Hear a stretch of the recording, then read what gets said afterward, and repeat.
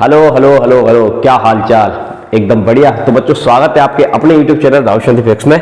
आज हम लेकर आ चुके हैं एनसीईआरटी सीरीज 2025-26 के लिए एक और नए चैप्टर की, जिसमें हम पढ़ेंगे इलेक्ट्रिक पोटेंशियल एंड कैपेसिटेंस। इसके सारे एनसीईआरटी के एग्जाम्पल है वो मैं कराने वाला हूं, क्योंकि इसके एनसीईआरटी के एग्जाम्पल आपने लगा डाला तो लाइव जिंगल डाला, क्योंकि बहुत ही अच्छे एग्जाम्पल हैं, बहुत अच्छे अच्छे कंसेप्ट आपके क्लियर होने वाले हैं इस वीडियो में। ठीक है, यहां पर जरूरत पड़ेगी वहां पर हम आपको शॉर्ट कंसेप्ट भी बताएंगे इस चैप्टर के, और सारे एग्जांपल हम सॉल्व कराएंगे। इसका जो पीडीएफ है वो आपको कैसे मिलेगा, उसके लिए आपको ये व्हाट्सएप नंबर दे रखा है 8109471083।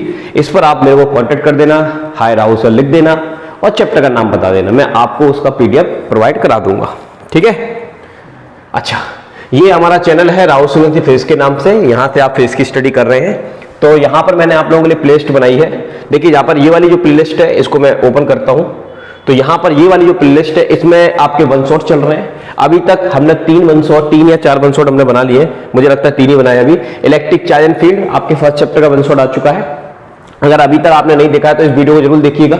ठीक है, बहुत अच्छे से कंसेप्ट को विजुलाइज कराया गया है, नेचर के साथ कनेक्ट करके फिजिक्स को पढ़ाया गया है। आप देखेंगे तो मजा आएगा आपको।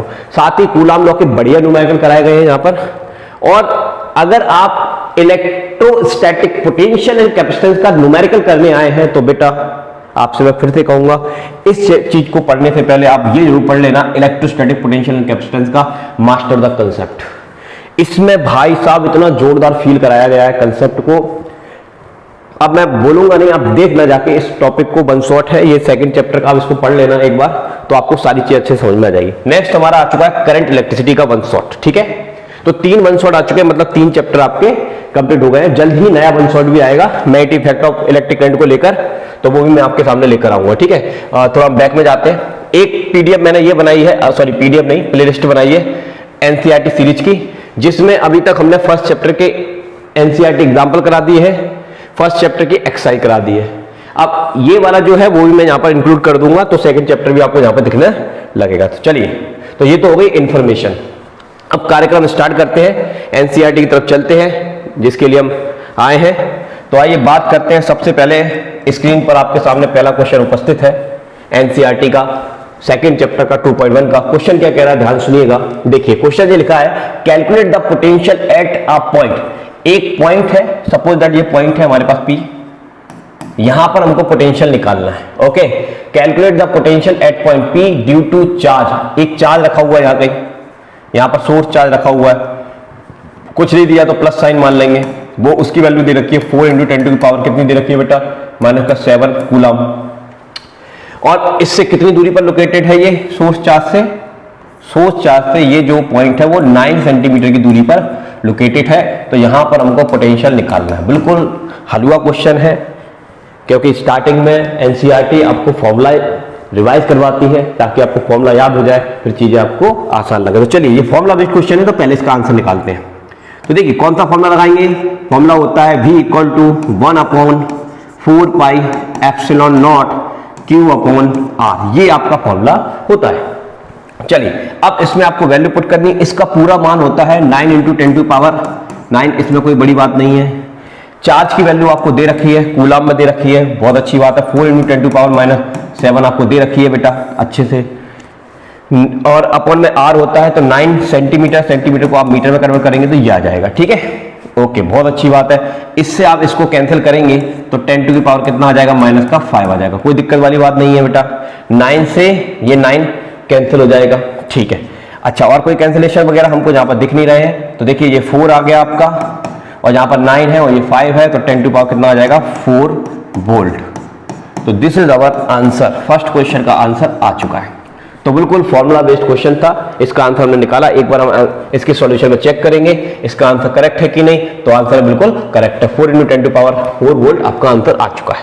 आइए अब हम बात करते हैं इसके अगले क्वेश्चन के बारे में। बी पॉइंट क्या कह रहा है, देखिए इनका ये कहना है, hence obtain the work done in bringing a charge of 2 × 10 to power -9 coulomb from infinity to the point P। मतलब इस पॉइंट P पर इन्फिनिटी से इस चार्ज को उठाकर लाने में कितना वर्क डन किया। बड़ी अच्छी बात है सर, बड़ी अच्छी बात है। तो वर्क डन निकालने के लिए पहले तो पोटेंशियल का फॉर्मूला हमको पता है, वर्क अपॉन क्या होता है बेटा, चार्ज। तो यहां से वर्क का फॉर्मूला क्या आएगा, वोल्टेज मल्टीप्लाई चार्ज। जिस लोकेशन पे तू ला रहा है बेटा उस लोकेशन का पोटेंशियल कितना है, 4 इंटू 10 टू की पावर 4। किस चार्ज को लेकर आ रहा है बेटा, तो 2 इंटू 10 टू पावर माइनस 9 वाले चार्ज को तू लेकर आ रहा है। इसका आपने मल्टीप्लाई किया तो ये 8 हो गया, 9 में से 4 जाएगा तो माइनस का 5 बचेगा, और वर्क डन की यूनिट होती है joule. This is our answer. ठीक है, आगे ये कह रहे हैं कि does the answer depends on path along which the charge is brought. अगर आप इस चार्ज को लेकर आते हैं तो ये जिस रास्ते से भी आप लेकर आते हैं क्या ये उस रास्ते पर डिपेंड करता है, तो आंसर नो डिपेंड करता है। कारण ये है क्योंकि इलेक्ट्रिकल जो फोर्स होता है वो आपका कंजर्वेटिव फोर्स होता है। ठीक है ना, electrical force is a conservative force does not depend path. तो ये कंजर्वेटिव फोर्स के अंडर में आप जो भी वर्क डन करेंगे वो पाथ पर डिपेंड नहीं करेगा, याद रखिएगा। ठीक है, ओके। तो ये समझ में आया। इसका सॉल्यूशन हम आपको दिखा देते हैं। तो यहां पे देख सकते हैं पहले का आंसर ये आया था, सेकंड का आंसर ये आया है, और यहां पर लिख दिया है no work done will be path independent. तो वर्क डन पाथ पर डिपेंड नहीं करता क्योंकि ये जो वर्क डन है वो कंजर्वेटिव फोर्स के अंडर में किया गया है। ठीक है बेटा, एक दो बात और लिखिए। Any arbitrary infinite simile path can be resolved into two perpendicular displacement, one along R and another perpendicular to R. The work done corresponding to the later will be 0. अगर मैं इस लाइन का मतलब आपको समझाने की कोशिश करूं तो यहां पर मान लीजिए एक छोटा सा हम R लेते हैं, उसको हम दो कंपोनेंट में रिजॉल्व करेंगे। तो एक कंपोनेंट आएगा आपका परपेंडिकुलर और एक कंपोनेंट आएगा अलोंग वाले केस में अब इस R को आपने दो कंपोनेंट में डिवाइड किया है, एक अलोंग R और एक R के परपेंडिकुलर। तो अलोंग R होता है वहां पर थीटा की वैल्यू 0 डिग्री हो जाएगी, और जो परपेंडिकुलर होता है वहां पर थीटा की वैल्यू 90 डिग्री हो जाएगी। यानी कि इस केस में परपेंडिकुलर केस में वर्क डन हमेशा 0 रहेगा, और आप अलोंग वाले किसी भी रास्ते से लेकर आएंगे वर्क डन सेम ही रहेगा, इनका ये कहना है। ठीक है, और अगर आप इतना नहीं समझना चाहते तो आप वो छोटी सी वाली बात मैंने आपको बताई थी कि इलेक्ट्रिकल फोर्स आपका कंजर्वेटिव फोर्स है तो पाथ पर डिपेंड नहीं करेगा। दैट्स ऑल, खत्म कर। आइए नेक्स्ट क्वेश्चन की बात करेंगे। एक और बढ़िया क्वेश्चन यहां पर देखिए क्या लिखा हुआ है। Two charges 3 into 10 to power minus 8 coulomb. अच्छा, एक चार्ज है आपके पास 3 इंटू 10 टू पावर माइनस का 8 कूलाम, और दूसरा जो चार्ज है मान लीजिए यहां पर रखता हूं मैं minus 2 into 10 to power minus का 8 कूलाम। आर लोकेटेड 15 सेंटीमीटर, एक दूसरे से 15 सेंटीमीटर की दूरी पर लोकेटेड है, कोई दिक्कत वाली बात नहीं है। ओके, अब आपसे पूछा जा रहा है कि at what point on the line joining, मतलब एक ऐसा पॉइंट बताइए जो इन दोनों को मिलाने वाली लाइन ज्वाइनिंग का two charges is the electric potential 0, मतलब इन दोनों को मिलाने वाली लाइन के किसी पॉइंट पर चार्ज क्या हो जाए, मतलब सॉरी पोटेंशियल कितना हो जाए, 0 हो जाए। तो हमको ये वाले क्वेश्चन में दो पॉइंट मिलते हैं। एक तो इन दोनों चार्जेस को मिलाने वाली लाइन के बीच में कहीं मिल सकता है, बिटवीन कहीं भी हो सकता है, वो पॉइंट सपोज दैट मैं P मान लेता हूं, और इन दोनों चार्जेस को मिलाने वाली लाइन के बाहर भी वो पॉइंट मिल सकता है, उस पॉइंट को सपोज दैट मैं P' मान लेता हूं या फिर मैं उसको Q मान लेता हूं। ठीक है, लेकिन ये दोनों की दोनों पॉइंट जो है वो इन दोनों चार्जेस को मिलाने वाली लाइन पर ही है बेटा, तो घबराने वाली बात नहीं है। ठीक है, ओके। अगर हम इस पॉइंट की बात करते हैं बेटा, तो यहां से यहां तक का जो डिस्टेंस है मैं मान लेता हूं, इस हायर चार्ज से इस पॉइंट तक का डिस्टेंस मैं x मान लेता हूं। तो इस पॉइंट से इस चार्ज का डिस्टेंस कितना होगा, आंसर है 15 माइनस x होगा, क्योंकि टोटल डिस्टेंस तो बेटा 15 है। ठीक है, तो इस पॉइंट पर हमको क्या दिखाना है, पोटेंशियल 0 दिखाना है। किस पॉइंट पर, इस पॉइंट पर। तो पोटेंशियल 0 होने के लिए, यानी कि इसके कारण पोटेंशियल और इसके कारण पोटेंशियल दोनों का एडिशन कितना आना चाहिए, 0 आना चाहिए। तो हम क्या करेंगे, इसके कारण पोटेंशियल कितना आएगा, तो अपन को फॉर्मूला पता है क्या होता है, 1/4 pi epsilon not 0 Q upon R। तो ये Q है आपका 3 इंटू 10 टू पावर माइनस का 8 अपॉन में R, यहां से यहां तक डिस्टेंस हमने कितना माना है, x माना है। ठीक है, प्लस प्लस प्लस प्लस इसके कारण पोटेंशियल हम निकालेंगे तो कितना आएगा, 1/4 pi epsilon not Q upon R। तो Q की वैल्यू माइनस का 2 इंटू 10 टू पावर माइनस का 8 है, और बटे में r, तो 15 माइनस एक्स, ठीक है, इक्वल टू 0। ठीक है, क्योंकि 0 दिखाना है ना, पॉइंट P पर 0 दिखाना है, तो दोनों का सम किसके बराबर होना चाहिए? 0 के बराबर होना चाहिए।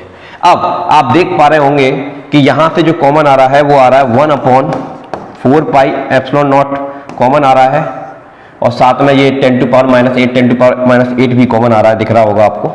तो मैं इसको -8 को भी कॉमन निकाल लेता हूं यहां पर, तो अंदर बचेगा 3/x और यहां बचेगा माइनस का 2/15 माइनस एक्स और इक्वल टू में 0 बचेगा। ठीक है, कोई बड़ी बात नहीं है। अब ये जो मल्टीप्लायर है वो डिवाइड में चला जाएगा, तो 0 की डिवाइड में जाएगा तो 0 हो जाएगा, तो अपने पास ये बचेगा। इस क्वांटिटी को वहां ले जाएंगे तो ये आपकी आ जाएगी 3/x equal to 2/15 minus x. अब इसका मल्टीप्लाई कर देंगे तो ये हो जाएगा 45 माइनस का 3x और ये हो जाएगा आपका 2x। इस 3 को वहां फेंकेंगे तो 45 इक्वल टू हो जाएगा 5x, 5 से कैंसिल होगा तो x की वैल्यू आ जाएगी 9 सेंटीमीटर। यानी कि P वो पॉइंट है जो इस चार्ज से 9 सेंटीमीटर की दूरी पर है, जहां पर पोटेंशियल इन दोनों के कारण कितना माना जाएगा? 0 माना जाएगा। माना क्या जाएगा? हमने करके दिखाया है ना कि 0 पोटेंशियल के लिए कितनी दूरी पर रखना पड़ेगा आपको? वो पॉइंट कहां पर होना चाहिए? 9 सेंटीमीटर की दूरी पर होना चाहिए। किससे? 3 × 10⁻⁸ कूलम से। और अगर इससे पूछेंगे तो 9 इसमें सब्ट्रैक्ट कर दो तो 6 सेंटीमीटर आ जाएगा आपका। ठीक है बेटा, तो ये बड़ी आसानी से आपने इसको निकाल लिया। अच्छा, अब दूसरा मैं आपके लिए छोड़ रहा हूं, इस पॉइंट को मैंने यहां रखा हुआ है, इस पॉइंट के लिए भी आप निकालिएगा, यहां से x डिस्टेंस मान लीजिएगा, तो आप इसको सॉल्व करके बताइएगा कि इसका आंसर कितना आ रहा है कमेंट सेक्शन में। ठीक है, फिर भी मैं आपको इसका सॉल्यूशन दिखा देता हूं। तो आपको जब इसका सॉल्यूशन देखेंगे तो एक आंसर आ रहा है 9 सेंटीमीटर के लिए और दूसरा आएगा आपका बेटा 45 के लिए। मैं दिखा देता हूं आपको 45। ठीक है, ओके जी, चलिए। अच्छा, एक और चीज मैं आपको बताऊं, इसको करने का एक और तरीका है। क्या तरीका है? x निकालने का एक फॉर्मूला होता है shortcut, L divided by Q upon small q plus minus 1। ये एक शॉर्टकट फॉर्मूला होता है। अगर आप के सामने इस तरह का कोई क्वेश्चन एग्जाम में आता है और आपको चुटकियों में उसका आंसर लेकर आना है, तो आप कैसे ला सकते हैं? इस फॉर्मूले के बेसिस पे ला सकते हैं। x वो डिस्टेंस है, यहां से आप उस पॉइंट पर पोटेंशियल 0 दिखाना चाहते हैं। ठीक है, और L क्या होता है? मिनिमम चार्ज से डिस्टेंस। तो मिनिमम चार्ज कौन सा था? आप देखिए, यहां पर आइए, यहां पर आइए, मिनिमम चार्ज कौन सा था? ये वाला था। तो इस चार्ज से यहां तक का जो भी डिस्टेंस है उसको हम L बोलना है। क्या बोलना है बेटा? L बोलना है। ठीक है, तो जरा मैं अपने लोकेशन पर आता हूं, तो मिनिमम चार्ज से जो डिस्टेंस है वो हम यहां पर रखेंगे। तो देखिए, ध्यान देखिए, L की जगह तो आपको रखना है 15 जो कि आपका डिस्टेंस है, और Q की जगह आपको रखना है कौन सा वाला चार्ज? बड़ा वाला चार्ज। कितना था? 3 × 10⁻³ माइनस का 8, और नीचे रखना है छोटा वाला चार्ज जो कि कितना था आपका?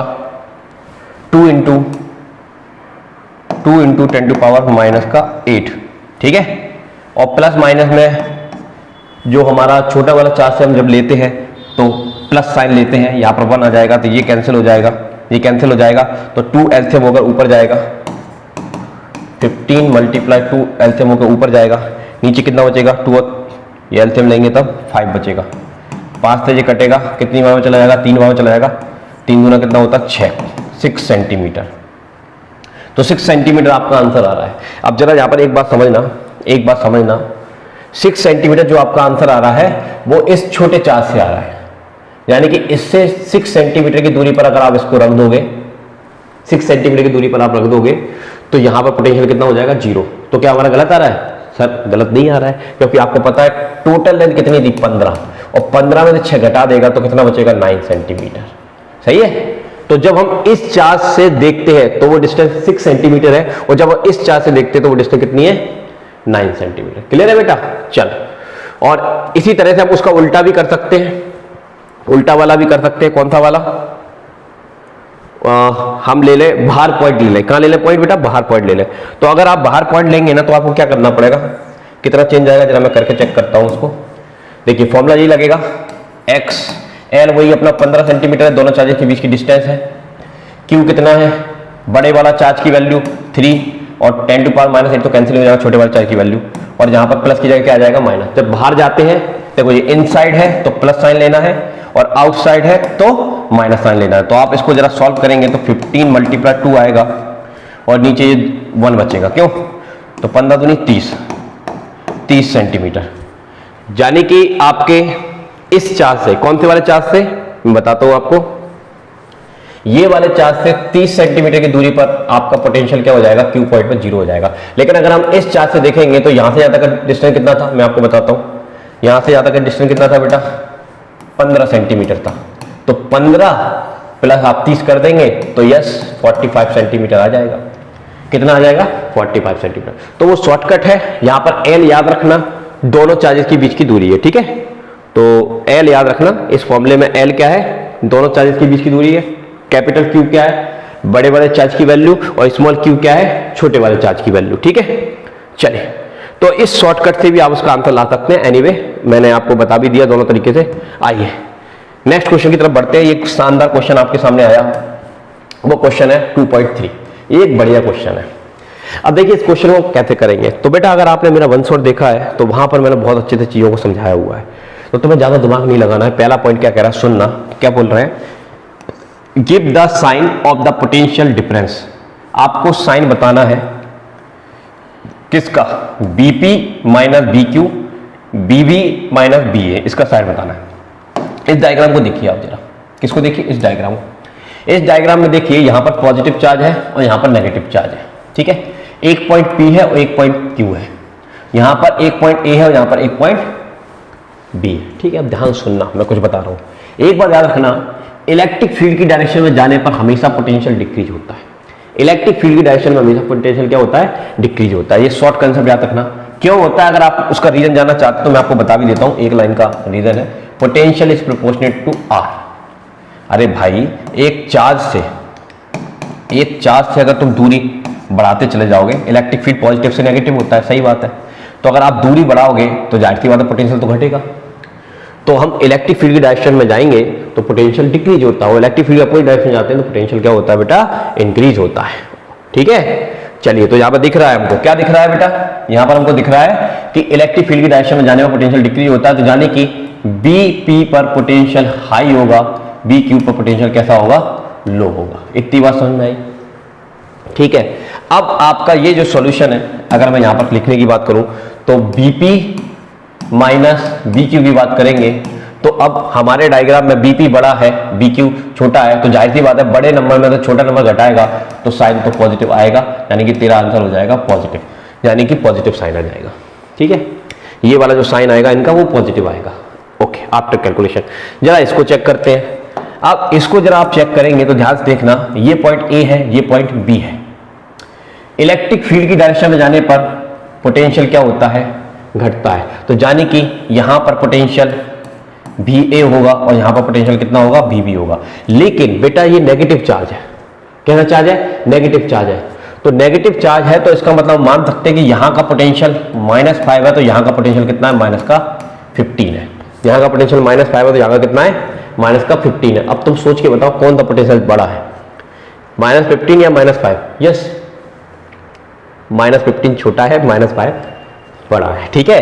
तो अब आप यहां पर इसकी जब वैल्यू निकालने जाएंगे, किसकी वैल्यू निकालने जाएंगे, बीबी माइनस VA की वैल्यू निकालने जाएंगे इस एग्जांपल से। तो जरा ध्यान देखना, बीपी पे कितना पोटेंशियल है, -5, और ये फॉर्मूले का माइनस जो क्वेश्चन में दिया है, और उस पर कितना है, -15। सपोज दैट मैंने एग्जांपल दिया बेटा, तो आप देखेंगे ये साइन कैसा हो जाएगा, पॉजिटिव, और 15 में से 5 जाएंगे माइनस के तो 10 बचेगा, लेकिन पॉजिटिव बचेगा। तो यानी कि ऑल्सो आपका साइन कैसा आ जाएगा, पॉजिटिव आ जाएगा।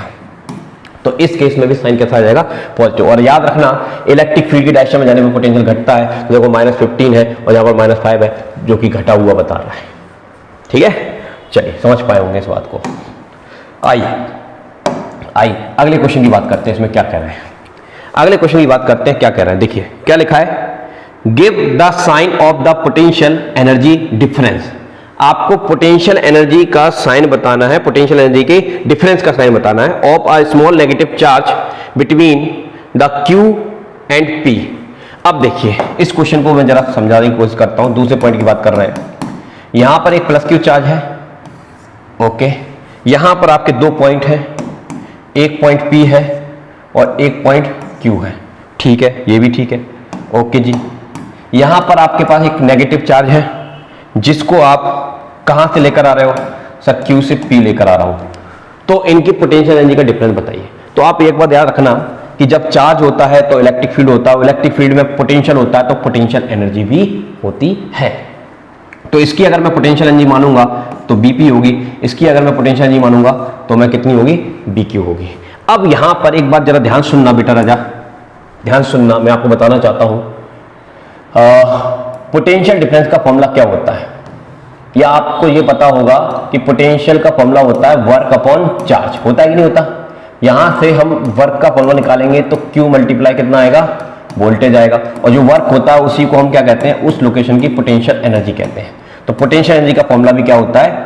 Q इंटू V होता है। Q इंटू कितना होता है? V होता है। तो ये पोटेंशियल एनर्जी का फॉर्मूला होता है। अब हमें पोटेंशियल एनर्जी का डिफरेंस निकालना है, क्या निकालना है? डिफरेंस।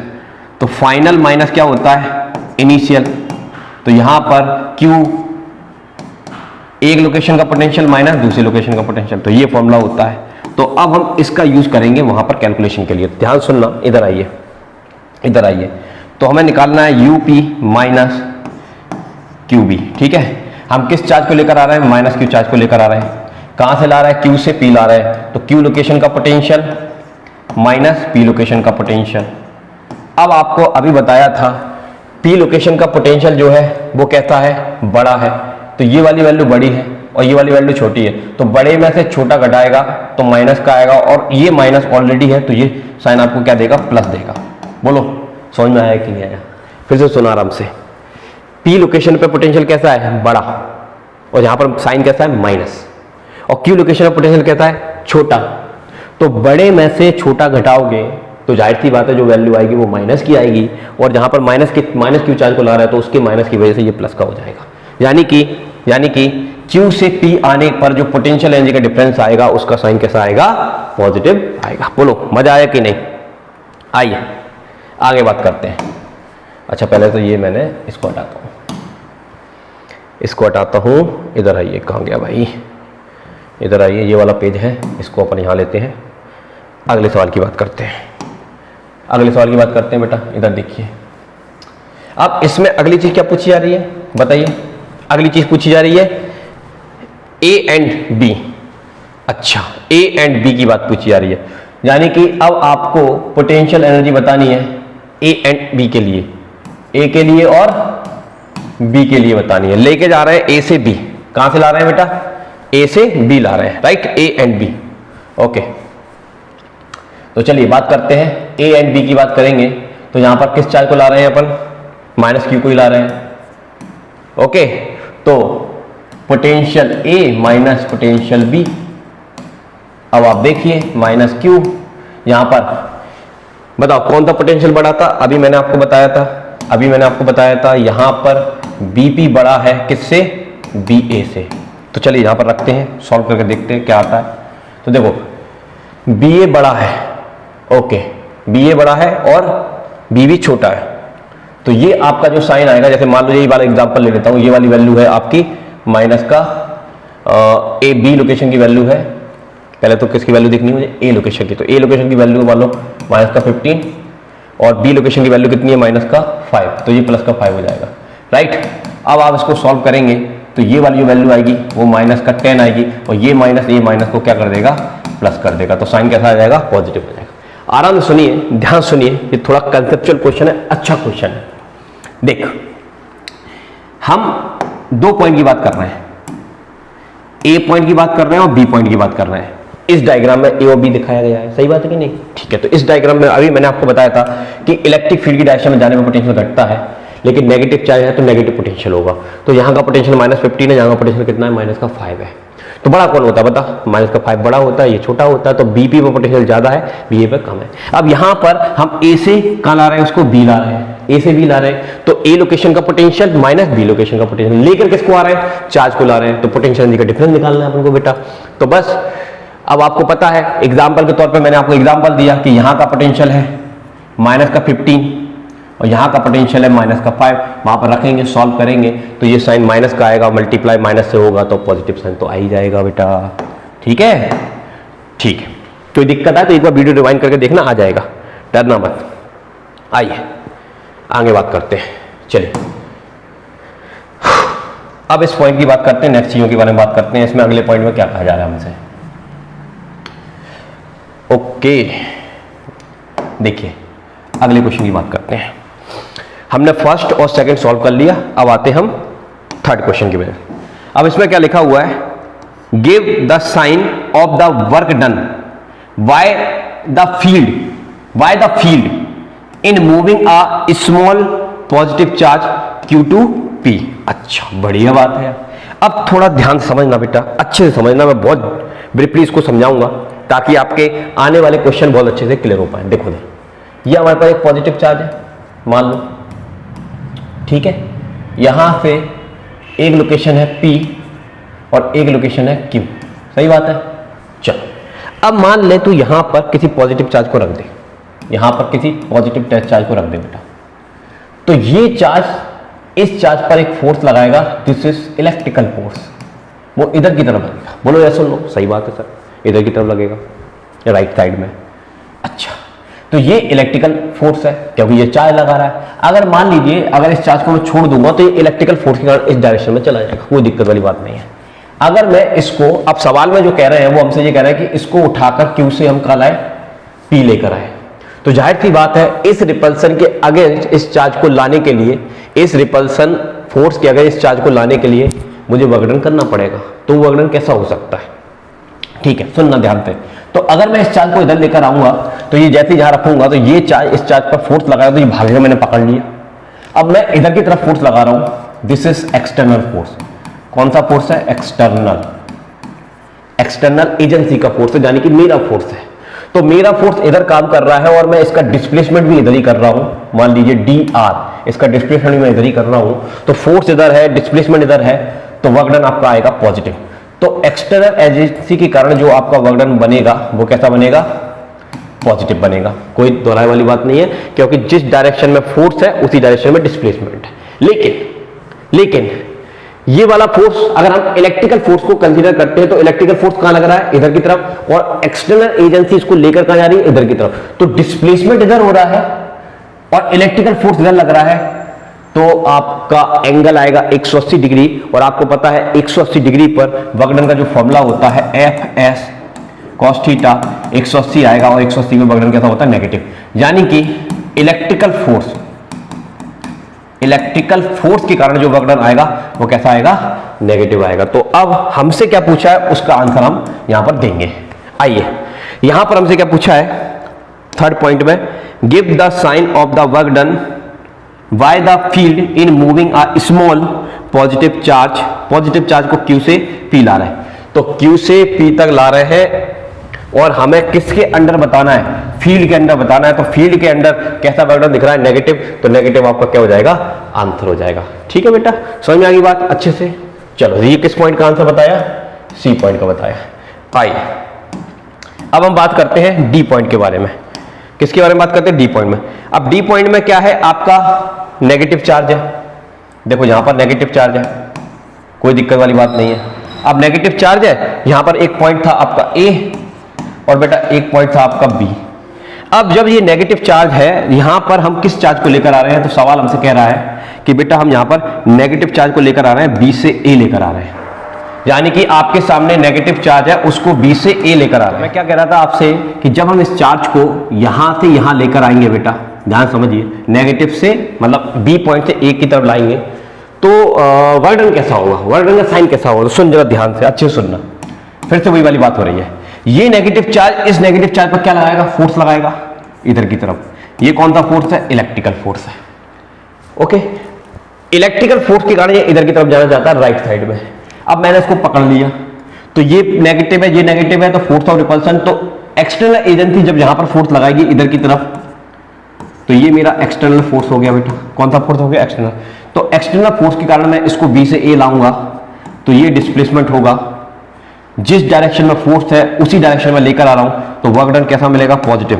किसके कारण, एक्सटर्नल एजेंसी के कारण। लेकिन अगर मैं इस फोर्स की बात करता हूं, इलेक्ट्रिकल फोर्स की, और इस चार्ज को हम बोल रहे हैं सवाल में बी से ए ला रहे हैं, तो बी से ए ला रहे हैं मतलब डिस्प्लेसमेंट इधर है, इलेक्ट्रिकल फोर्स इधर लग रहा है, तो विकर्ण कैसा आएगा? नेगेटिव आएगा। किसके कारण? इलेक्ट्रिकल फोर्स के कारण। अब तुमसे कौन सा विकर्ण पूछ रहा है ये हमको निकालना है। तो यहां पर हमसे पूछ रहा है एक्सटर्नल एजेंसी के कारण विकर्ण बताइए। कौन सी एजेंसी के कारण बेटा? External agency. तो यहां पर एक्सटर्नल एजेंसी की बात की जा रही है, तो एक्सटर्नल एजेंसी के लिए विकर्ण कैसा आएगा? पॉजिटिव। तो आपका साइन कैसा आ जाएगा बेटा?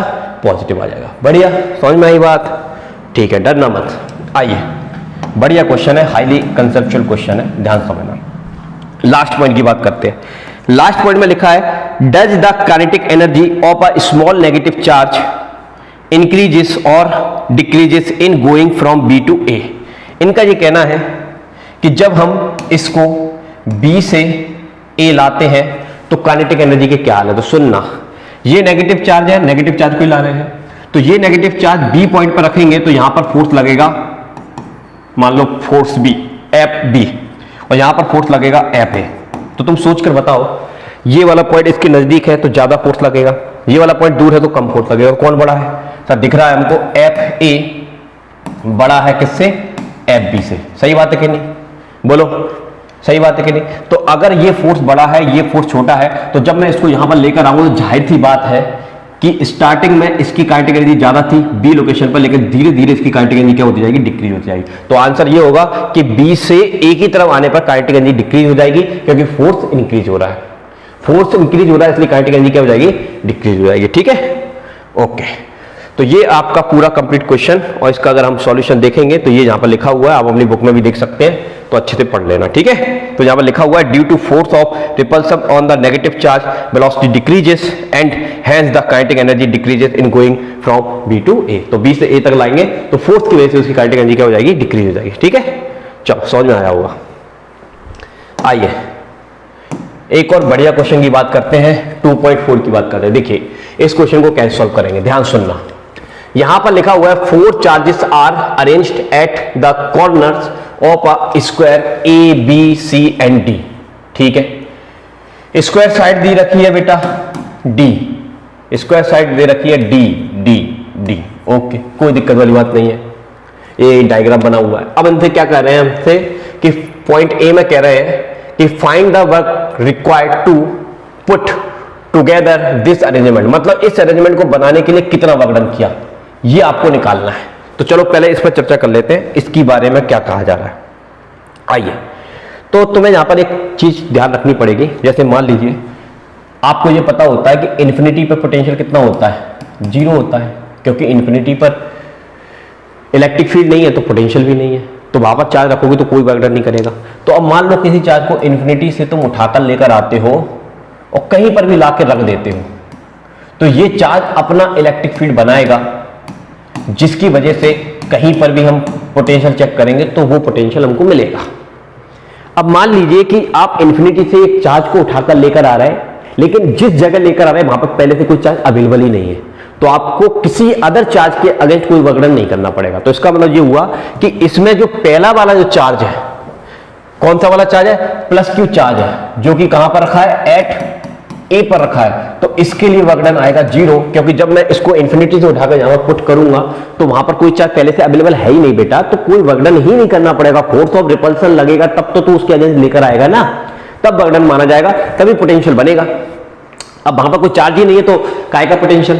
तो यानी कि पोटेंशियल मतलब वहां पर जब इसको लेकर आएगा तो किसी का विकर्ण नहीं करना पड़ेगा, तो विकर्ण कितना आएगा? 0 आएगा। ठीक है, अब हम बात करते हैं एट बी पॉइंट की। किसकी बात करते हैं? एट बी पॉइंट पे।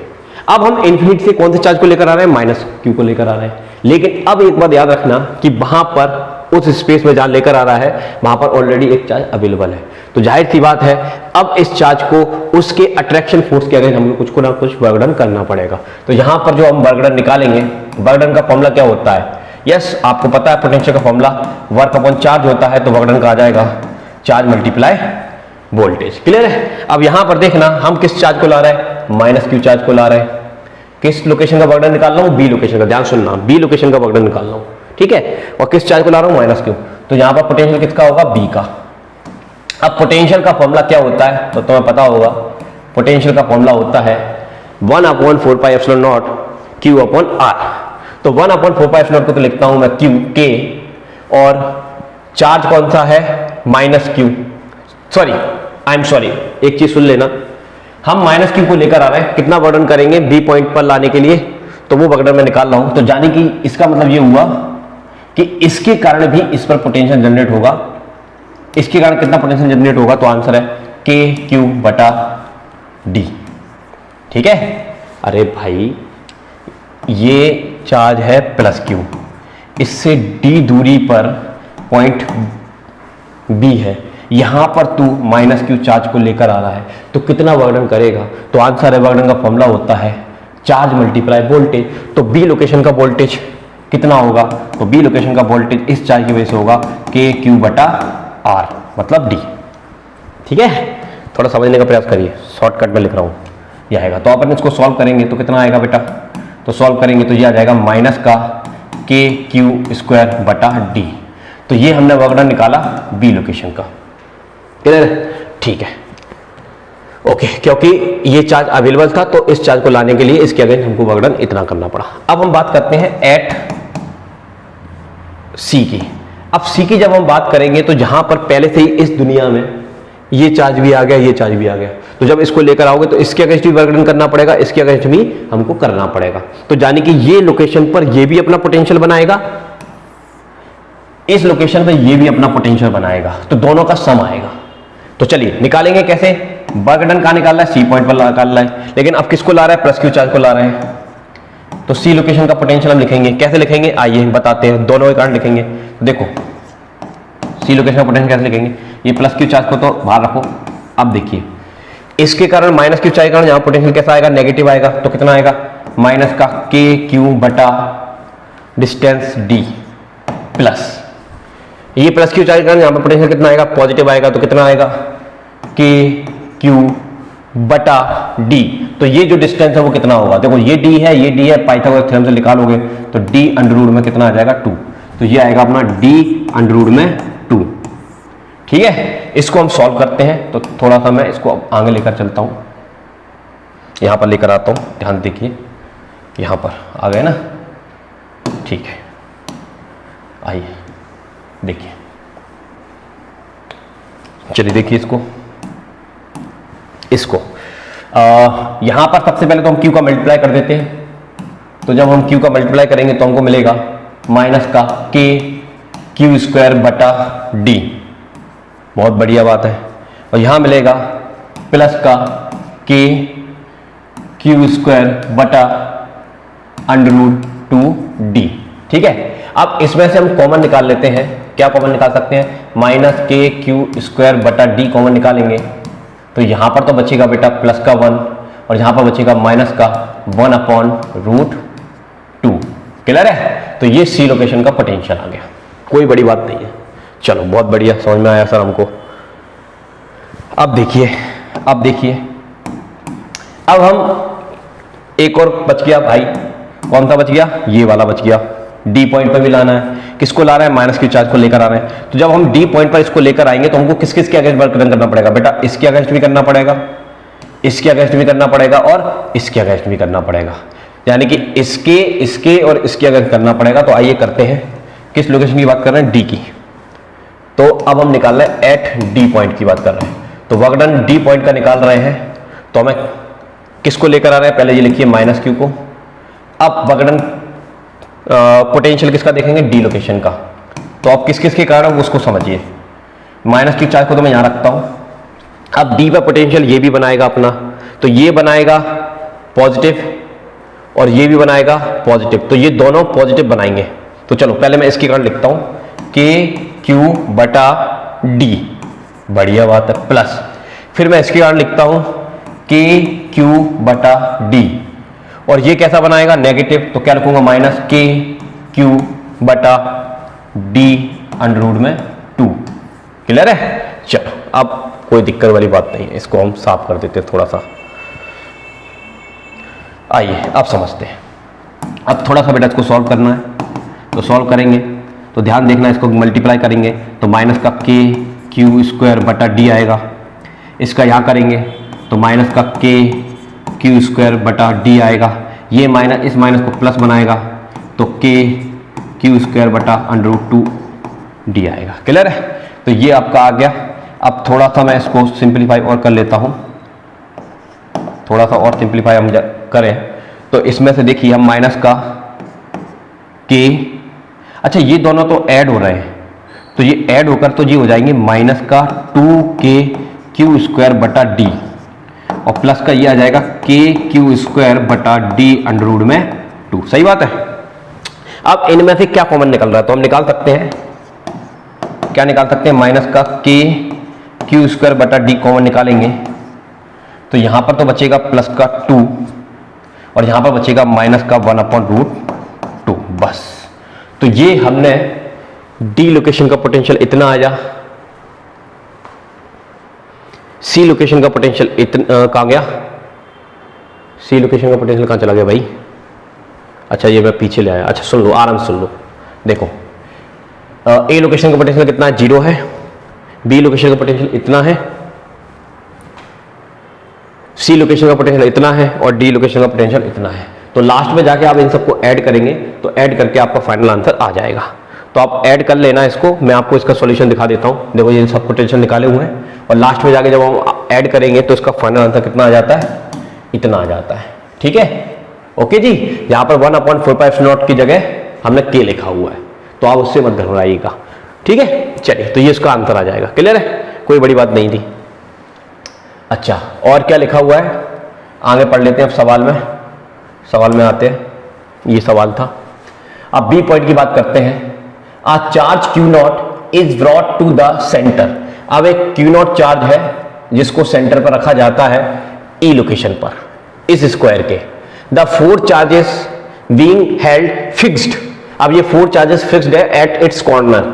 How much extra work is needed to do this. अच्छा तो मतलब इसको रखने के लिए अब कितना वर्क डन हमने एक्स्ट्रा किया, तो सुनना जरा ध्यान से, इसको तो सॉल्व करने की जरूरत ही नहीं पड़ेगी मुझे ऐसा लग रहा है। क्योंकि देखो ये वाला डिस्टेंस, ये वाला डिस्टेंस, ये वाला डिस्टेंस, ये वाला डिस्टेंस इसके लिए सेम है, इसके लिए भी सेम है, इसके लिए भी सेम है, इसके लिए भी सेम है। तो अगर मैं इस लोकेशन की बात करता हूं तो ये अपना नेगेटिव पोटेंशियल बनाएगा यहां पर। ठीक है, ये अपना नेगेटिव पोटेंशियल बनाएगा, ये भी अपना नेगेटिव बनाएगा, ये भी अपना नेगेटिव बनाएगा, तो जाने कि 2 नेगेटिव भी हो गया। ये अपना पॉजिटिव बनाएगा, ये भी अपना पॉजिटिव बनाएगा, यानी कि 2 भी हो गया। तो जाने कि दोनों की डिस्टेंस सेम है तो ये जितना पॉजिटिव बनाएंगे मिलकर उतना ये दोनों बनाएंगे इस पॉइंट पर नेगेटिव, तो दोनों एक दूसरे को क्या कर देंगे, कैंसिल कर देंगे। तो नेट पोटेंशियल कितना आएगा, 0। और अगर नेट पोटेंशियल 0 आ जाएगा तो वर्क डन भी कितना होगा, 0। तो आंसर 0 आएगा। देखिए पढ़ के बता देते हैं वहां पर। आइए क्या लिखा है, पढ़ लेते हैं अच्छे से। देखो ये लिखा है, बी पॉइंट की बात कर रहे हैं। ठीक है, बी पॉइंट की बात कर रहे हैं, ध्यान सुनना। The extra work necessary to bring a charge Q0 to the point E when the 4 charges are at A, B, C and D is Q0 multiply electrostatic potential at E due to this and this। मतलब A पर रखे चारीकरण, B पर रखे चारीकरण, C पर रखे चारीकरण और D पर रखे चारीकरण। The electrostatic potential at E is clearly 0 दिख रहा है। Since potential due to A and C is cancelled by the due to B and D, hence no work is required to bring any charge to point E। तो कोई भी work done हमको नहीं करना पड़ेगा। तो ये लैंग्वेज में यहाँ पर लिखा हुआ है। ठीक है, तो ये एक बढ़िया क्वेश्चन था। अगर आपको कंसेप्ट नहीं पता होता तो आप फंस जाते। ठीक है, तो लाइन बाय लाइन जब हम पढ़ते हैं तो उतनी हमको फिजिक्स समझ में नहीं आएगी चैप्टर की, लेकिन जब हम एनसीईआरटी न्यूमेरिकल करते हैं तो बहुत सारी चीजें हमको बहुत अच्छे से समझ में आती हैं। ठीक है, तो एनसीईआरटी न्यूमेरिकल जब आप करोगे तो चीजें आपको बहुत अच्छे से समझ में आएंगी। आइए अब 2.5 की बात करते हैं, अगले क्वेश्चन की बात करते हैं। देखिए यहां पर क्या लिखा है, determine the electrostatic potential energy of a system consisting of 2 charges 7 and -2। अच्छा, उसके कोऑर्डिनेट दिए हैं। तो मान लो अगर ये रेफरेंस पॉइंट मान लेता हूं मैं, यहां पर ये रेफरेंस पॉइंट मान लेता हूं, तो ये जो लोकेशन है, इस लोकेशन के कोऑर्डिनेट मेरे को दिख रहा है 9 सेंटीमीटर 0,0 और इस लोकेशन के कोऑर्डिनेट मेरे को दिख रहा है बेटा 9 सेंटीमीटर 0,0। ठीक है, ओके, कोई दिक्कत वाली बात नहीं है। अपने चार्जेस रखे हुए हैं दिस एंड दिस, तो ये 7 माइक्रो कूलम रखा हुआ है और ये रखा हुआ है माइनस का 2 माइक्रो कूलम रखा हुआ है। ओके, चलो ये 7 माइक्रो कूलम है, वो 2 माइक्रो कूलम है, कोई दिक्कत वाली बात नहीं है। तो हमसे क्या पूछ रहा है भैया, determine the electrostatic potential of the system. इस सिस्टम की आपको पोटेंशियल एनर्जी निकालनी, तो कोई बड़ी बात नहीं है। पोटेंशियल एनर्जी का फॉर्मूला हमको पता है। पोटेंशियल एनर्जी का फॉर्मूला क्या होता है, 1/4 pi epsilon not Q1 Q2 upon R। तो देखिए ये 9, तो टोटल डिस्टेंस कितना हो जाएगा, 18 सेंटीमीटर। कितना हो जाएगा बेटा, 18 सेंटीमीटर।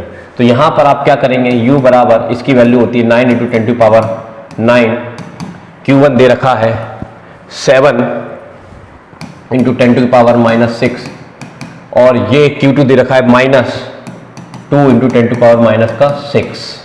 ठीक है, डिवाइड बाय R दे रखा है 18 सेंटीमीटर, तो 10 पावर कितना हो जाएगा, -2। ठीक है, इसको हमने सॉल्व किया, तो सॉल्यूशन में इसका आंसर जो भी है मैं एक बार चेक कर लेता हूं कितना आंसर है।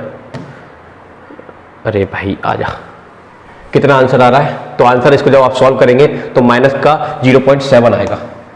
कितना आएगा, माइनस का 0.7 जूल आपका आंसर आ जाएगा। ये पहले पॉइंट का आंसर आ गया, इसको सॉल्व करते ही आपका ये आंसर आ जाएगा। ठीक है, नेगेटिव में ये पहला पॉइंट सॉल्व हो गया। अब दूसरे पॉइंट की बात करते हैं। आइए दूसरे पॉइंट में क्या कह रहे हैं, how much work is required to separate the two charges infinitely away from each other.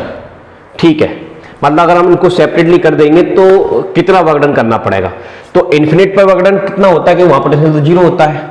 तो अगर हम इसका वर्क डन निकालते हैं, देखना जरा ध्यान से, वर्क डन मतलब चेंज इन एनर्जी निकालते हैं। चेंज इन तो इन्फिनिट पर जीरो होगी और इनिशियल एनर्जी आपको पता है कितनी है, दिस। तो मुझे नहीं लगता इसको सॉल्व करने की जरूरत है, 0 और ये आपकी है 0.7, तो आपका चेंज इन एनर्जी आ जाएगी प्लस की 0.7 जूल। यही आंसर है क्या, एक बार चेक कर लेते हैं। तो आंसर है, यही आंसर है, देखिए। ठीक है, क्योंकि वर्क डन ही तो चेंज इन एनर्जी के बराबर होता है ना भाई। तो इन्फिनिटी पर कितनी हो जाएगी, 0, और इनिशियल कितनी दी तेरी, U। ठीक है, ये मतलब है। तो सॉल्व करेंगे तो ये आ जाएगा 0.7।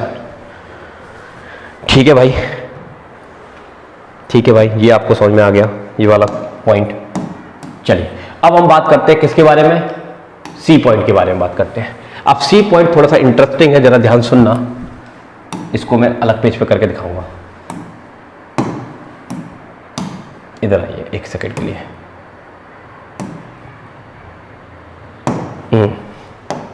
देखिए इधर देखिए जरा ध्यान से। अब हम करेंगे क्या, आपको थर्ड पॉइंट में क्या गिवन है, सबसे पहले देखिए, suppose that the same system, यही सिस्टम है, charges is now placed in an external field. अब इनको हमने एक एक्सटर्नल फील्ड में रख दिया। एक्सटर्नल फील्ड में अगर हम इसको रख देंगे तो एक्सटर्नल फील्ड की वजह से इन पर पोटेंशियल आएगा। एक तो इस सिस्टम की वजह से, पहली बात तो एक्सटर्नल फील्ड रखनी है। एक्सटर्नल फील्ड में जब इस डाइपोल को रखोगे तो इस पर पोटेंशियल आएगा। क्यों आएगा, क्योंकि इलेक्ट्रिक फील्ड की कैरेक्टरिस्टिक है potential. Potential is a characteristic of the location, तो जिस लोकेशन में रखेगा वहां पोटेंशियल आएगा। तो इस सिस्टम का पोटेंशियल एनर्जी, क्योंकि पोटेंशियल है तो एनर्जी भी है भाई, पोटेंशियल है तो एनर्जी भी है, ये बात याद रखना।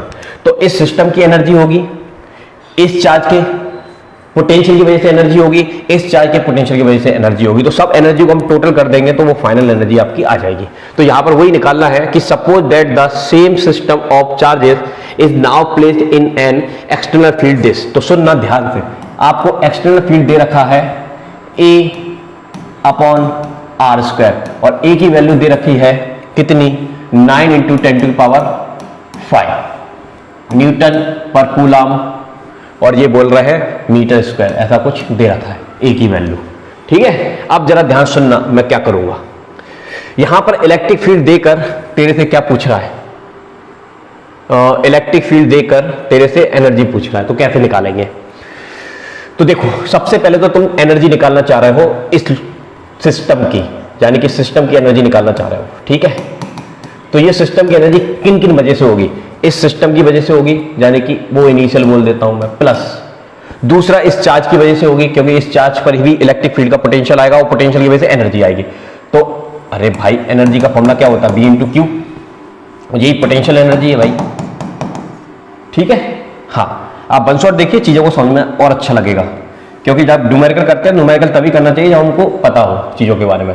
तो चार्ज हम मान लेते हैं इसको Q1 और पोटेंशियल कितना मान लेते हैं V1 प्लस Q2, पोटेंशियल कितना मान लेते हैं इसका V2, ठीक है। अब सुनिए, ये इनिशियल एनर्जी की वैल्यू हमको पता है कितनी थी, माइनस का 0.7 थी। चार्ज हमको ये पता है, ये चार्ज हमको ये पता है, लेकिन हमको पोटेंशियल नहीं पता इस लोकेशन का और इस लोकेशन का। तो उसको निकालने के लिए थोड़ी सी आपको यहां पर मेहनत करनी पड़ेगी। देखिए क्या मेहनत करनी पड़ेगी, आपको बताते हैं। आप एक फॉर्मूला जानते हैं पोटेंशियल का, ये फॉर्मूला होता है इलेक्ट्रिक फील्ड की टर्म्स में, दिस, ठीक है, ये फॉर्मूला होता है। तो आप क्या करेंगे, यहां पर अगर आपको इलेक्ट्रिक फील्ड से पोटेंशियल चाहिए तो आपको इंटीग्रेशन करना पड़ता है। क्या करना पड़ता है, इंटीग्रेशन। तो देखिए यहां पर हम E की वैल्यू रखेंगे, तो E की वैल्यू कितनी है, A अपॉन आर स्क्वायर है इंटू डी आर है।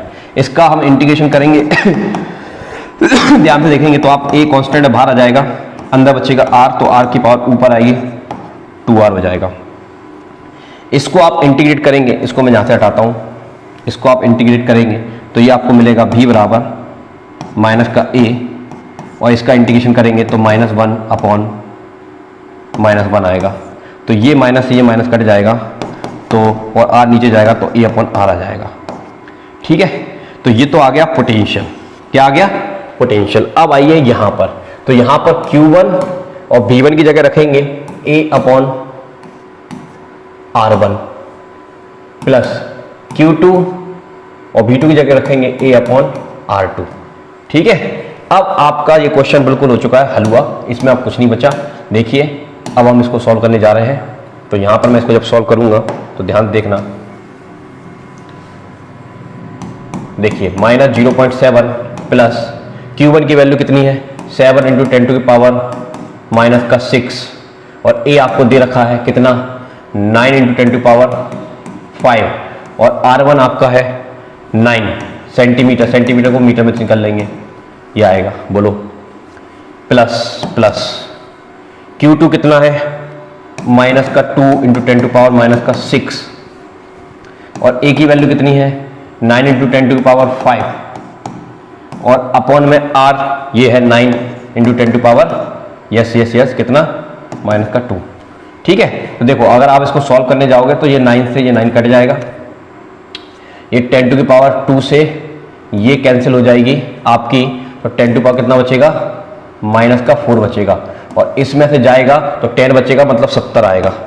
तो 0.7 प्लस 70, यहां पर देखेंगे ये 9 से ये 9 कटेगा, ये कैंसिल होगा इससे, तो 10 की पावर -4 आएगा, और यहाँ पर बचेगा, इससे ये चला जाएगा तो 10 बचेगा, तो माइनस का 20 आ जाएगा, ठीक है।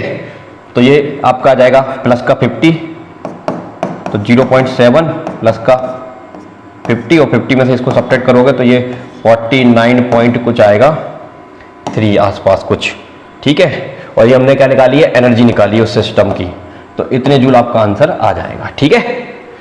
तो ये एक बढ़िया सवाल था, दिमाग खोलने वाला सवाल था, और दिमाग खुला होगा तो ध्यान से समझ लीजिए कैसे करना था, ठीक है। तो ये जो सिस्टम की एनर्जी है इलेक्ट्रिक फील्ड की वजह से, इस सिस्टम की एनर्जी प्लस इलेक्ट्रिक फील्ड में यहां पर भी पोटेंशियल आएगा इलेक्ट्रिक फील्ड की वजह से, और पोटेंशियल आएगा तो पोटेंशियल एनर्जी भी होगी, इस पर भी पोटेंशियल आएगा इलेक्ट्रिक फील्ड की वजह से, इसलिए उस पर पोटेंशियल एनर्जी भी होगी। तो हमको तो एनर्जी निकालनी है, तो इस सिस्टम की इनिशियल एनर्जी प्लस इस चार्ज की इनिशियल एनर्जी, इसकी एनर्जी, सबको ऐड में कर देंगे, ये आ जाएगा। बस यहां पर ये चीज आपको समझ में आनी चाहिए कि हम उसको कैसे अप्रोच कर पाए, ठीक है। तो ये एक बढ़िया क्वेश्चन था, और एनसीईआरटी के एग्जाम्पल के क्वेश्चन 1 नंबर है। तो यहां पर आप देखेंगे तो ये आपका आंसर आ चुका है, दिस। क्या मेरा भी इतना ही आया ना, 49.3 जूल, करेक्ट। समझ गए, चलो ये आपका सॉल्यूशन आपके सामने। आइए एक बढ़िया क्वेश्चन की बात करते हैं। अब एक और कंसेप्चुअल टाइप क्वेश्चन आपके सामने आया 2.7 नंबर पर। देखिए ये क्वेश्चन क्या कह रहा है, इसको समझते हैं। यहां लिखा हुआ है, a comb run through one's dry hair attract small bits of paper. तो यहां पर हमारे पास क्या है, एक कॉम्ब है, ये कॉम्ब है। कॉम किस चीज का बना होता है यार? तो तुम सबको पता है, कॉम बना होता है प्लास्टिक का। ठीक है, इसको हमने अपने बालों से रब किया है। किससे रब किया बेटा? अपने बालों से रब किया है। ये हमारे बाल हैं बेटा, ये आपके बाल हैं। रामलाल तेरे बाल, हंसता हुआ, यस तेरे बाल। तो जब बालों से हम रब करेंगे और ये ड्राई है, कैसा है? सूखा है। हमारे बाल कैसे हैं? ड्राई है। ठीक है, dry hair. Okay, dry hair. और ये आपका कॉम्ब है। जब सूखे बालों से आप कंघी करते हो तो फ्रिक्शन होता है। क्या होता है बेटा? फ्रिक्शन। और फ्रिक्शन की वजह से चार्ज डेवलप हो जाता है। तो फ्रिक्शन की वजह से इस पर जो चार्ज आएगा, प्लास्टिक पर जो चार्ज आता है वो नेगेटिव आता है। तो हमारे बालों पर कौन सा चार्ज आएगा? पॉजिटिव आ जाएगा बेटा। हमारे बालों पर कौन सा चार्ज आएगा? पॉजिटिव आएगा। तो जितना जहां पर नेगेटिव चार्ज डेवलप होगा उतना ही हमारे सूखे बालों पर फ्रिक्शन की वजह से पॉजिटिव चार्ज डेवलप हो जाएगा। ठीक है बेटा। अब इसके बाद आपने इसको क्या किया? इसके बाद आप छोटे छोटे पेपर बिट्स के पास लेकर गए। छोटे छोटे ये क्या है? कागज के पीसेस है, पेपर बिट्स। ओके, जैसे ही आप पेपर बिट्स के पास लेकर जाओगे तो क्या होगा? देखो, इस कॉम्ब के पास कौन सा चार्ज है? नेगेटिव चार्ज है। और आपको पता है इलेक्ट्रिक फील्ड जो होता है वो हमेशा पॉजिटिव से नेगेटिव होता है, मतलब इलेक्ट्रिक फील्ड लाइन कुछ इस तरह से जाएंगी। अब इन इलेक्ट्रिक फील्ड लाइन की वजह से ये जो मटेरियल है, पेपर बिट्स है, इनका पोलराइजेशन हो जाएगा। क्या हो जाएगा? पोलराइजेशन। यानी कि ये नेगेटिव चार्ज इन सभी के पॉजिटिव चार्ज को अपनी तरफ अट्रैक्ट कर लेगा और नेगेटिव चार्ज को क्या कर देगा? रिपेल कर देगा। क्या कर देगा? रिपेल कर देगा। तो अब ये पॉजिटिव इस नेगेटिव की तरफ अट्रैक्ट होंगे, तो यानी कि ये पेपर बिट्स इसकी तरफ अट्रैक्ट होना स्टार्ट कर देते हैं। ठीक है, तो इनके बीच में क्या हो जाएगा? अट्रैक्शन हो जाएगा। तो पूरा ब्रीफली मैंने आपको समझाया। एक और चीज मैं आपको बता देना चाहता हूं, इस पर जो पोलराइजेशन होगा बहुत कम पॉजिटिव होंगे और वो पॉजिटिव जब इसकी तरफ अट्रैक्ट होंगे, कॉम्ब की तरफ, तो इसके नेगेटिव को कुछ न्यूट्रलाइज कर देंगे। लेकिन इसका चार्ज ज्यादा होता है तो इसके नेगेटिव बचेंगे और वो नेगेटिव इन नेगेटिव को रिपेल करेंगे तो ये वापस नीचे गिर जाएगा। तो पहले अट्रैक्ट भी होता है, फिर बाद में फॉल भी हो जाता है। क्लियर है? तो बहुत सारी चीजें हैं। इसको रब किया तो फ्रिक्शन की वजह से इस पर इलेक्ट्रोस्टैटिक चार्ज आ गया। उसके बाद इस चार्ज कॉम्ब को जब हम पेपर बिट्स के पास लेकर जाते हैं तो इलेक्ट्रिक फील्ड डेवलप होता है और उसकी वजह से पोलराइजेशन हो जाता है। पॉजिटिव ऊपर, नेगेटिव नीचे, और पॉजिटिव की वजह से इसमें अट्रैक्शन होता है और कुछ पॉजिटिव इसके नेगेटिव को खा के न्यूट्रलाइज हो जाते हैं, बचे नेगेटिव इसके नेगेटिव को रिपेल कर देते हैं, तो ये वापस नीचे भी आ जाता है। तो डिस्क्राइब कर दिया बिल्कुल अच्छे से। ये सब चीजें आपको आनी चाहिए। यहां पर तो बहुत कम लिखा होगा जहां तक मुझे पता है। देखिए यहां पर क्या लिखा हुआ है सॉल्यूशन में, this is because the comb get charged by friction. बिल्कुल सही बात है, फ्रिक्शन की वजह से चार्ज हो गया। The molecules in the paper get polarised, ये भी सही बात है, अभी बताया आपको। Resulting in a net force attraction, तो फोर्स ऑफ अट्रैक्शन होगा। If the hair is wet, अगर आपके, दूसरी बात कहा है कि अगर आपके हेयर क्या बोल रहे हैं, गीले हैं, ठीक है, रेनी डे चल रहा है, आपके बाल गीले हो गए, तो जाहिर सी बात है फ्रिक्शन नहीं होगा, फ्रिक्शन बहुत कम होगा, तो वो चार्ज नहीं हो पाएगा। तो यहां पर लिखा हुआ है if the hair is wet or if it is rainy day, friction between hair and the comb reduce, कम हो जाएगा। The comb does not get charge, तो चार्ज नहीं आ पाएगा कॉम्ब पर, इसलिए उनके बीच में अट्रैक्शन भी नहीं होगा। ठीक है, तो पहला पॉइंट आपको अच्छे समझ में आया होगा। चलिए बहुत अच्छी बात है। अब हम बात करते हैं सेकंड पॉइंट की। सेकंड पॉइंट में क्या लिखा है, ordinary rubber is a insulator, rubber insulator होती है, but special rubber tyres of aircraft are made slightly conducting, why is this necessary. देखो जो आपका एयरक्राफ्ट होता है, क्या होता है बेटा, एयरक्राफ्ट होता है, उसके जो व्हील होते हैं वो हम इंसुलेटर मतलब रबर के बनाते हैं, और रबर इंसुलेटर होती है तो उसको स्लाइटली हम कंडक्टर क्यों रखते हैं। तो आंसर है कि जब ये रबर जमीन पर लैंड, मतलब ये एरोप्लेन जमीन पर लैंड करता है, तो लैंड करते समय सड़क मतलब जो रोड है और टायर है, इनके बीच में जबरदस्त फ्रिक्शन होता है, और फ्रिक्शन की वजह से इंसुलेटेड मटेरियल के ऊपर जो चार्ज आएगा वो जा नहीं सकता, न्यूट्रलाइज नहीं हो सकता, तो वही रहेगा।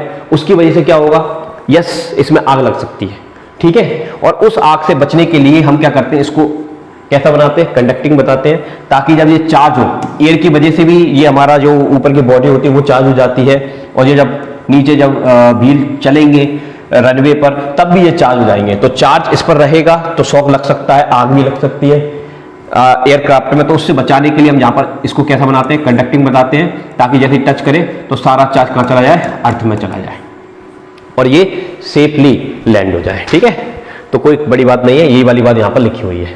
उसी तरह से अगला क्वेश्चन जो है, व्हीकल्स कैरिंग इनफ्लामेंट मटेरियल, मतलब जो अग्निशामक मटेरियल होते हैं, जैसे कि हम लकड़ी ले जा रहे हैं, पेट्रोल ले जा रहे हैं, डीजल पेट्रोल ले जा रहे हैं, कुछ ऐसे जो जैसे आग पड़े तुरंत जलना स्टार्ट कर दे, इनफ्लेमेबल सब्सटेंस बोलते हैं उनको। तो उनमें हम क्या करते हैं, मेटालिक रूप्स टचिंग द ग्राउंड, तो जब वो चलते हैं, ये ट्रक चल रहा है, तो इससे हम क्या करते हैं, जो रूप होती है, मेटालिक रूप होती हैं, उसको टच करते हुए, ग्राउंड को टच करते हुए जाती है। उसका रीजन ये होता है कि जब ये ट्रक बड़ी रफ्तार में भाग रहा होता है तो एयर की वजह से, फ्रिक्शन की वजह से चार्ज हो जाएगा। तो चार्ज हो जाएगा तो चार्ज जमीन में कैसे जाएगा, तो जमीन में तो इन्हीं तार के द्वारा जाएगा, इसलिए उसको टच करते करते हैं ताकि चार्ज जमीन में चला जाए और इस पर नीट चाहे कितना हो जाए, 0, तो इसमें आग ना लगे। ठीक है, तो सेम थिंग है, सेम क्वेश्चन है, कोई बड़ी बात नहीं है। यहां पर एक और क्वेश्चन पूछ रहे हैं, a word purchase on a where high power line and nothing happened to the word, a man standing on the ground touches the same line and get a fatal shock. Why? इसका क्या मतलब है, सुन जरा ध्यान से, इसका क्या मतलब है सुन। देख, अगर मान लो कोई कौआ एक हाई टेंशन लाइन पर बैठा है, ये कौए की दोनों टांगे मैंने बनाई ऐसे, और ये इसका मुंह बनाया और ये इसकी चोंच बनाई, ठीक है, ओके। तो ये हाई टेंशन लाइन पे बैठा हुआ है। तो ये हाई टेंशन लाइन का क्या सिस्टम है कि इस लोकेशन का जो पोटेंशियल है वही इस लोकेशन का पोटेंशियल है, क्योंकि लाइन तो वही है, सेम पोटेंशियल। अगर ये यहाँ पर 10,000 वोल्ट है तो यहाँ पर भी कितना होगा, 10K वोल्ट होगा, सही बात है। तो इन दोनों पैरों के बीच में कोई भी पोटेंशियल डिफरेंस नहीं है, तो इस चिड़िया को तो कुछ नहीं होगा। अगर चिड़िया या कौआ है, अगर मान लो गलती से इसकी कौए की चोंच ऊपर वाली एक लाइन से आ जाए जो कि 0 पोटेंशियल वाली है, ये 10 के पोटेंशियल वाली थी और ये लाइन 0 के पोटेंशियल वाली है, 0 पोटेंशियल वाली, तो अगर जैसे इसकी चोंच इसे टच करेगी तो यहाँ का पोटेंशियल हाई, यहाँ का पोटेंशियल लो, तो इसकी शरीर में से, बॉडी में से करंट दौड़ेगा हायर टू लोअर, और इसकी चोंच के साथ साथ इसकी बॉडी भी हवा में उड़ जाएगी, धमाका हो जाएगा इसके साथ, क्योंकि पोटेंशियल डिफरेंस आ गया। लेकिन जबकि इसने अपनी चोंच को ऊपर वाली लाइन से बचा के रखा हुआ है, इस लाइन पर ही रखा हुआ है, तो जहां पोटेंशियल सेम है तो इसको कुछ नहीं होगा, शॉक नहीं लगेगा। लेकिन अगर कोई मैन जमीन पर खड़ा है, जमीन के साथ कांटेक्ट है, अगर वो डायरेक्ट इस लाइन को पकड़ लेता है, बड़े बड़े लंबे लंबे हाथ करके पकड़ लेता है, क्योंकि रामलाल जो है ना वो पकड़ लेगा इसको, अगर वो पकड़ लेता है तो नीचे का पोटेंशियल, अर्थ का पोटेंशियल 0 है और यहाँ का पोटेंशियल 10K है, तो पोटेंशियल ज़्यादा है तो करंट का फ्लो हो जाएगा हायर से लोअर, तो इसकी बॉडी से करंट दौड़ेगा और ये बड़ी दर्दनाक मौत से मरेगा। इसी को बोलते हैं फैटल शॉक, सॉरी क्या बोलते हैं, फैटल शॉक बोलते हैं इसको, गलत से फ्लैट बोल दिया, फैटल शॉक्स बोलते हैं इसको, क्या बोलते हैं, फैटल शॉक्स। समझ में आई बात। तो ये कंसेप्चुअल बढ़िया क्वेश्चन था जो मैंने आपको बहुत अच्छे से बताया। आइए नेक्स्ट क्वेश्चन की बात करते हैं, ध्यान सुनना। ये एक और बढ़िया क्वेश्चन आपके सामने आया और ये प्रीवियस ईयर में पूछा गया क्वेश्चन है, इसलिए अच्छे समझना। देखिए क्वेश्चन क्या लिखा है, a slab of material of dielectric constant K। आपके पास एक स्लैब है, ठीक है, क्या है बेटा, स्लैब, ये मान लीजिए आपका स्लैब है, इसका डाइलेक्ट्रिक कांस्टेंट है K। Okay okay okay okay, आगे कहानी पढ़ते हैं। Has the same area as the plates of a parallel plate capacitor. अब इसी एरिया में हमने पैरेलल प्लेट कैपेसिटर में इसको इंसर्ट करा दिया। इसकी जो टी की वैल्यू है, थिकनेस है, मोटाई है, वो कितनी दे रखी है, वो मोटाई दे रखी है 3/4D दे रखी है अपन को, क्लियर है। और इनके बीच का जो सेपरेशन है प्लेटों के बीच का, वो D दे रखा है। तो हमसे क्या पूछ रहा है भाई, हमसे पूछ रहा है how is the capacitance charge when the slab is insert between the plate Q। मान लो इस पर चार्ज है +Q0, इसको जब इसके अंदर इंसर्ट करेंगे तो इसका कैपेसिटेंस क्या होगा, नया कैपेसिटेंस क्या होगा, ये हमसे पूछ रहा है। तो देखो कैपेसिटेंस निकालने का फॉर्मूला क्या होता है, चार्ज डिवाइडेड बाय पोटेंशियल। तो अगर ये मैं Q0 बोलता हूं तो इसको V0 बोल देता हूं, कोई दिक्कत वाली बात नहीं है, तो मेरे को C मिल जाएगा। क्या मिल जाएगा, C। अच्छा, तो तो मुझे पोटेंशियल चाहिए। क्या चाहिए? पोटेंशियल। तो मैं कैसे निकालूंगा, सुनना आप ध्यान से। ये दोनों प्लेट है, इनके बीच में गैप है, तो गैप में कौन होगी? एयर। ठीक है, मान लीजिए एयर में इलेक्ट्रिक फील्ड है ई नॉट, और जैसे ही मैं इसको स्लैब को डालूंगा तो स्लैब की वजह से इलेक्ट्रिक फील्ड डिक्रीज हो जाता है। कितना डिक्रीज हो जाता है? ई नॉट अपॉन के टाइम डिक्रीज हो जाता है। ये आपको याद रखना पड़ेगा। ठीक है, क्यों याद रखना पड़ेगा भाई? इसको कंसेप्ट में समझाया गया है, आप बंसोर देखेंगे समझ में आएगा। ठीक है, इसकी वजह से इलेक्ट्रिक फील्ड कम हो जाता है, स्लैब की वजह से इलेक्ट्रिक फील्ड कम हो जाता है, डिक्रीज हो जाता है। ठीक है, अच्छा अब देखिए पोटेंशियल, टोटल पोटेंशियल निकालते हैं हम। क्या निकालते हैं? Total potential. तो कैसे निकालेंगे? ये जो गैप है जिसमें एयर भरी हुई है, उसकी वजह से पोटेंशियल कितना आएगा? तो पोटेंशियल का फॉर्मूला होता है सिंपल, E इंटू डी। क्या होता है बेटा? E into D. तो इलेक्ट्रिक फील्ड कितना है? E not. अब ये जो एयर भरी हुई है उसका गैप कितना है? क्योंकि उसमें से इतना एरिया तो इसने कवर कर लिया, तो उसको हम कैसे निकालेंगे? तो बड़ी दूरी d है, इसमें से इसको घटाएंगे 3/4d को, तो कितना आएगा बताओ? तो ये 4d minus 3d divided by 4, तो यानी कि मेरे को d/4 आ जाएगा। तो ये आ जाएगा d/4 प्लस प्लस प्लस। अब इस स्लैब पर पोटेंशियल निकालेंगे, तो स्लैब पर पोटेंशियल निकालेंगे तो स्लैब का इलेक्ट्रिक फील्ड ई नॉट बटा के, और इसकी थिकनेस 3/4d। अब इसको थोड़ा सॉल्व कर लेते हैं। v इक्वल टू कितना आएगा बताओ? ई नॉट मल्टीप्लाई डी, मुझे लग रहा है कॉमन आ जाएगा, तो अंदर बचेगा यहाँ पर 1/4 और यहाँ पर बचेगा 3/4k। सही है, 3/4k ये कॉमन आ गया। इसको हम सॉल्व कर लेंगे, सॉल्व कर लेंगे तो क्या आएगा बताओ? सॉल्व कर लेंगे तो ये आ जाएगा 4 कैल्शियम आएगा, तो k ऊपर आएगा, 3 आएगा और नीचे आ जाएगा 4k। क्लियर है? अब ये किसका फॉर्मूला दिख रहा है? हमको दिख रहा है ये ई नॉट इंटू डी। क्या बोलते हैं इसको? इसको बोलते हैं पोटेंशियल। अरे भाई पोटेंशियल का फॉर्मूला ही तो था E इंटू डी। तो ये E नॉट है तो इसको मैं V नॉट पोटेंशियल लिख सकता हूँ, K प्लस 3/4k। क्लियर है? अब हम क्या निकालने वाले थे? कैपेसिटेंस, वो लिखा है देखो वहाँ पर। तो C चार्ज Q नॉट बटा this V not K plus 3/4k। कोई दिक्कत वाली बात नहीं है सर। ठीक है, ये आ जाएगा। इसके बाद हम क्या कर सकते हैं? Q not upon V not क्या होता है? तो C का फॉर्मूला होता है Q नॉट, तो ये ओल्ड C है तो इसको हम C लिख सकते हैं।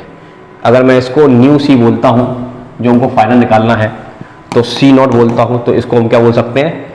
ओल्ड C बोल सकते हैं। तो ऊपर 4k चला जाएगा और नीचे आएगा K प्लस 3 आएगा। तो ये आपका आंसर आना चाहिए। एक बार हम चेक कर लेते हैं।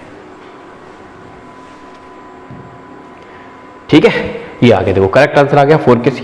ठीक है, सुनिए फिर से आराम सुनिए, घबराइए मत। देखिए जब इस स्लैब को इंसर्ट नहीं किया था तो यहाँ पर जो आपका कैपेसिटेंस था, इस कैपेसिटर का जो कैपेसिटेंस था उसको हमने माना C। कितना माना बेटा? C माना। इनिशियल कैपेसिटेंस कितना माना? C माना। ठीक है, और जब हमने इसमें डाइलेक्ट्रिक इंसर्ट कराया उसके बाद नया कैपेसिटेंस क्या होगा? उसको हमने कितना माना? C नॉट मान लिया। कितना मान लिया बेटा? C not. तो C नॉट की वैल्यू निकालनी थी, तो उसको निकालने के लिए सबसे पहले इस स्लैब के कारण पोटेंशियल और बीच में जो स्पेस है उसके कारण पोटेंशियल, तो ये हमने निकाला, सॉल्व किया, ये आ गया। ठीक है, उसके बाद जो मेन फॉर्मूला होता है वहां पर हम इसकी वैल्यू रख देंगे। तो Q नॉट बटा V नॉट, मतलब अरे ये V नॉट ही तो है ये वाला, तो वहां रख देंगे, सॉल्व कर लेंगे, ये आ जाएगा आपका। ठीक है, और Q not upon V not को हम बोल रहे हैं C। This is our answer. ठीक है, तो कोई बड़ी बात नहीं थी, ये इंपॉर्टेंट डेरिवेशन है तो अच्छे से याद रखना, बढ़िया क्वेश्चन था। आइए, ये इसका सॉल्यूशन लिखा हुआ है, आप यहाँ पर देख सकते हैं अच्छे से। आइए नेक्स्ट क्वेश्चन की बात करते हैं। इस क्वेश्चन की बात करते हैं, देखिए 2.9। अब इस क्वेश्चन को देखिए कैसे करेंगे। यहाँ पर आप देखेंगे 3 कैपेसिटर है, C1, C2 and C3। Okay, और एक चौथा है C4। अब तुम जरा ध्यान देखना, रफ्तार में इसको मैं करके बताता हूँ। ये तीनों कैपेसिटर जो है वो सीरीज में दिख रहे हैं मुझे। कैसे दिख रहे हैं? सीरीज में। ये तीनों कैपेसिटर सीरीज में है तो ये उनके लिए काय में होगा, पैरेलल में। तो अगर मैं इसका डिजाइन बनाने की कोशिश करूं तो इसका डिजाइन कुछ इस तरह से दिखेगा बेटा, दिस मल्टीप्लाई दिस, अरे दिस, और फिर यहां पर पैरेलल में आपको दिखेगा ये वाला। ठीक है, और इसके साथ हमने लगा रखा है 500 वोल्ट का बैटरी, बढ़िया 500 वोल्ट का बैटरी, ठीक है, कोई बड़ी बात नहीं है। ये नाम है इसका, मान लो C1, इसका C2, तो ये इसका C3। चलो कुछ दिया है हमको, तो इन्होंने बताया कि आ नेटवर्क ऑफ 10 माइक्रोफेरेड, मतलब पूरा जो नेटवर्क है वो 10 माइक्रोफेरेड है। तो ये भी 10 माइक्रोफेरेड है, ये भी 10 माइक्रोफेरेड है, ये भी 10 माइक्रोफेरेड है, और ये भी 10 माइक्रोफेरेड है। अब सुनना, आपको बता दें कि सीरीज में इक्विवेलेंट कैपेसिटेंस निकालने का फॉर्मूला होता है C/N, और पैरेलल में इक्विवेलेंट कैपेसिटेंस निकालने का फॉर्मूला होता है NC कैपेसिटर के लिए, ठीक है। तो यहां पर C मतलब जितने भी कैपेसिटर है, अगर उनकी कैपेसिटेंस सेम है तो आप डायरेक्ट फॉर्मूला यूज कर सकते हो। तो देखें, तो इस केस में अगर मैं इसका कैपेसिटेंस निकालूंगा तो कितना आएगा बताओ। इसको अगर मैं रीड्रॉ करता हूं तो इसका जो कैपेसिटेंस आएगा वो आएगा, ध्यान देखना,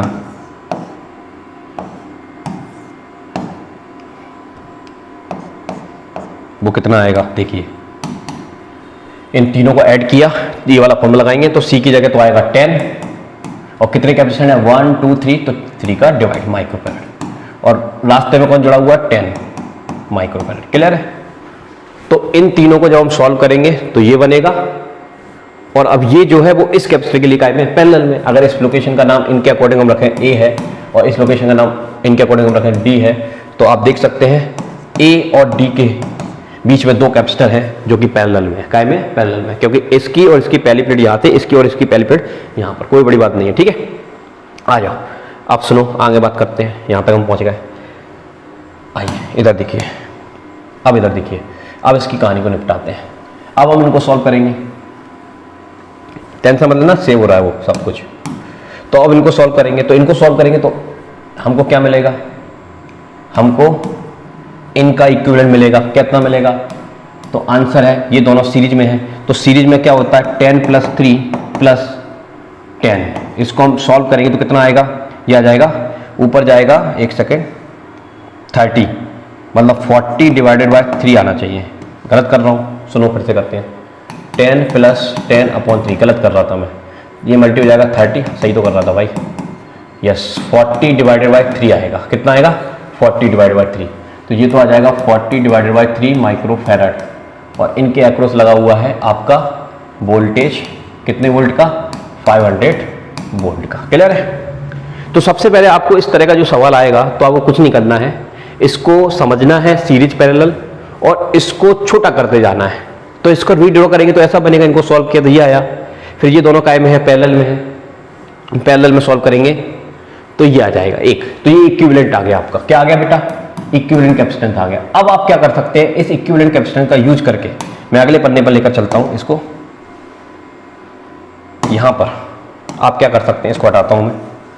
अब देखिए, अब आपके पास क्या क्या अवेलेबल है, यस इक्विवेलेंट कैपेसिटेंस अवेलेबल है, कितना 40 / 3 माइक्रोफेरेड, वोल्टेज पता है आपको 500 वोल्ट, आपको चार्ज निकालना है, तो चार्ज निकालने का फॉर्मूला क्या होता है, C भी, तो C कितना है दिस, और V कितना है 500, ठीक है।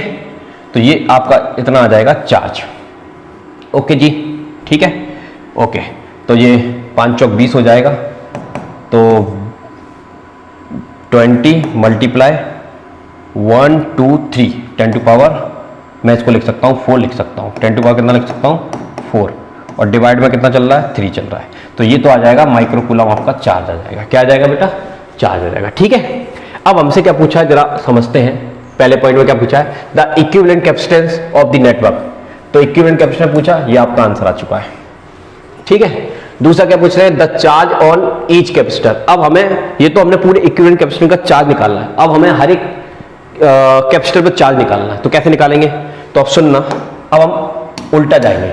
उल्टा जाने का मतलब ये है कि आप समझिए कि इसके अक्रॉस तो चार्ज आ चुका है कितना, 2 × 10⁴ डिवाइडेड बाय 3, इतना आ चुका है, कोई दिक्कत वाली बात नहीं है, इतना आ चुका है, डरिए मत बिल्कुल भी, ये आ चुका है।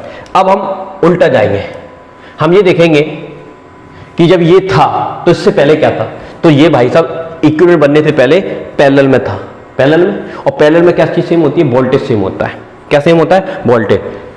तो पैरेलल में वोल्टेज सेम होता है, यानी कि इसको वोल्टेज कितना मिला होगा 500, इसको भी कितना मिला होगा 500 मिला होगा, लेकिन चार्ज क्या होता है डिफरेंट होता है, तो हम चार्ज निकाल लेंगे।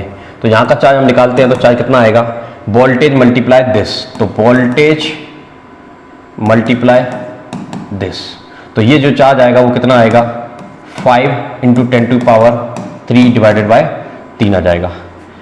ठीक है, सही किया है मैंने, कुछ गलत तो नहीं किया ना, ये आ जाएगा।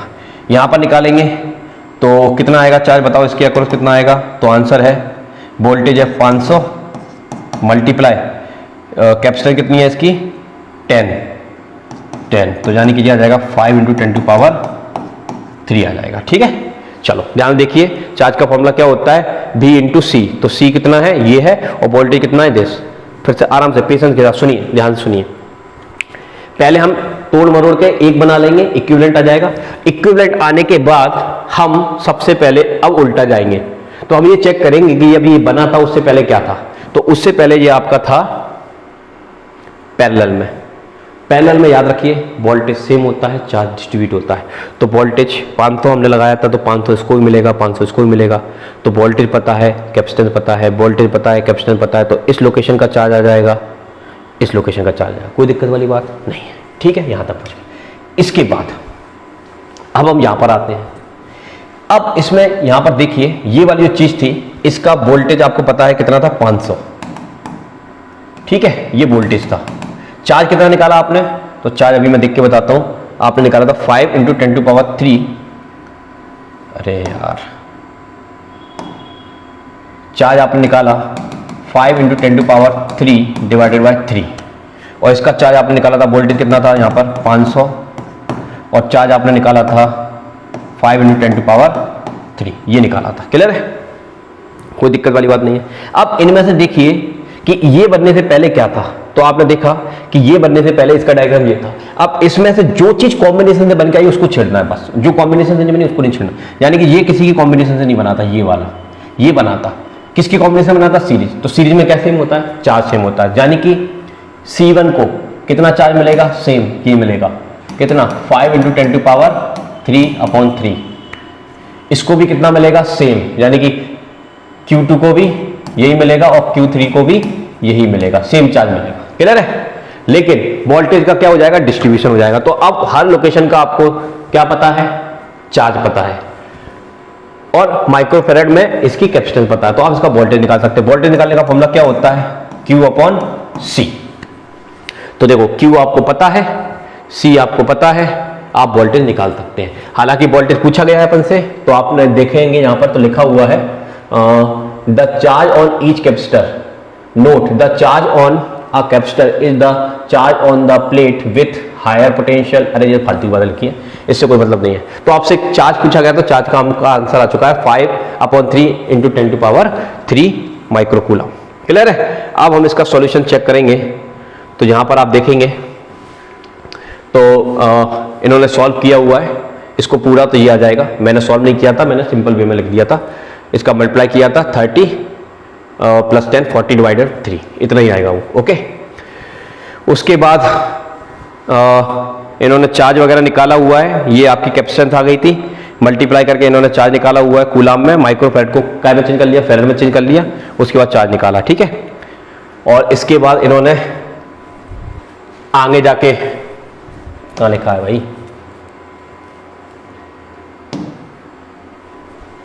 आगे जाके कहाँ है, यही है। ठीक है ना, चार्ज ही तो निकालना था सब जगह। ठीक है, तो थोड़ा इनका सॉल्यूशन थोड़ा डिफरेंट है, बट मैंने कोशिश की है अपने तरीके से निकालने की।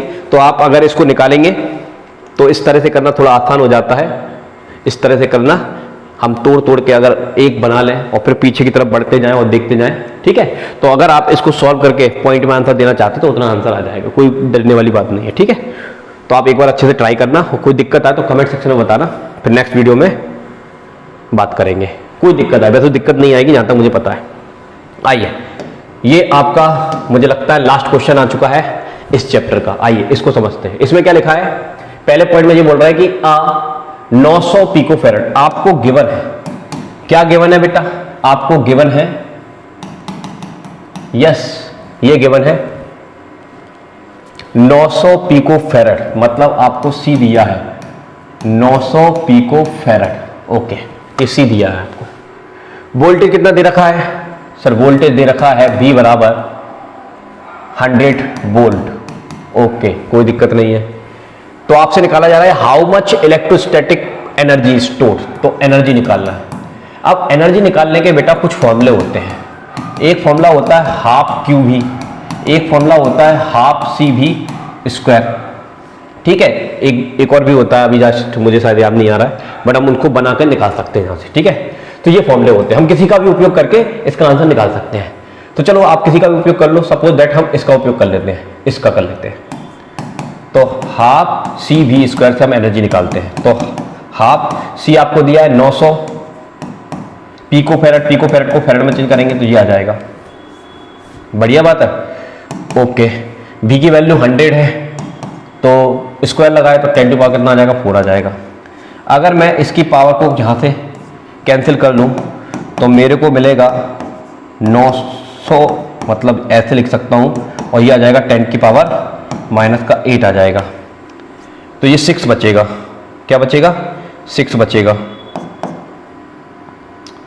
कुछ गड़बड़ तो नहीं कर रहे भाई साहब? ये 900 हो गया, हाफ हो गया, ठीक है।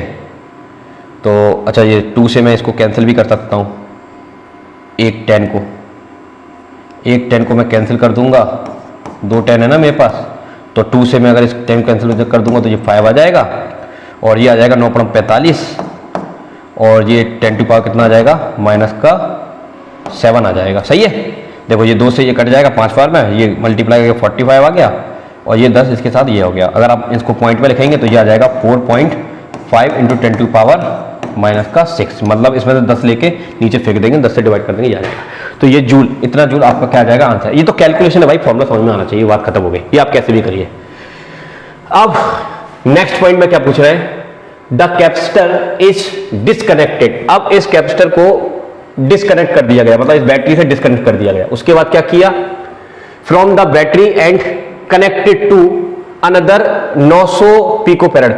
अब इसको एक दूसरे कैपेसिटर के साथ कनेक्ट किया गया है, बैटरी को डिस्कनेक्ट करके दूसरे कैपेसिटर के साथ कनेक्ट किया गया है। तो what is the electrostatic energy is this system. ये एक बढ़िया चीज पूछी इन्होंने। आइए बात करते हैं, इधर देखिए बात करते हैं।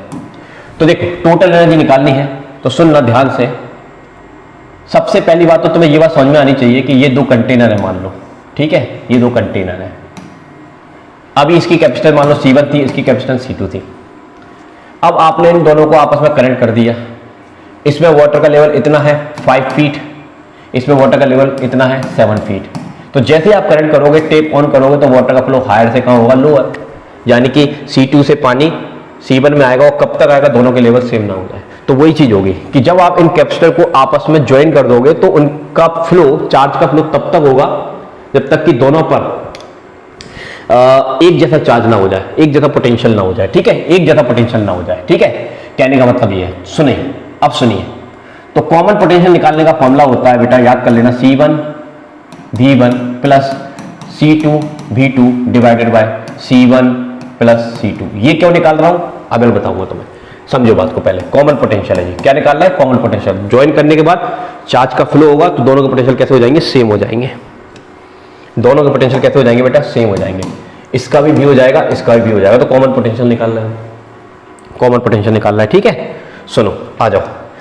तो अब हम ये मान लेते हैं कि जो आपका पहला जो कैपेसिटर था वो चार्ज था बैटरी से, उसको डिस्कनेक्ट करके दूसरे कैपेसिटर के साथ लगाया है और बताया कुछ नहीं गया, तो हम उसको डिस्चार्ज मानेंगे। डिस्चार्ज मानेंगे तो उसका पोटेंशियल कितना होगा? 0। तो उसकी क्या, तो उसका अगर हम मल्टीप्लाई, पोटेंशियल ही 0 होगा तो वो जी वाली टर्म तो चली ही जाएगी। कहने का मतलब ये है डिस्चार्ज केस में। तो ये बचेगा C1 प्लस C2।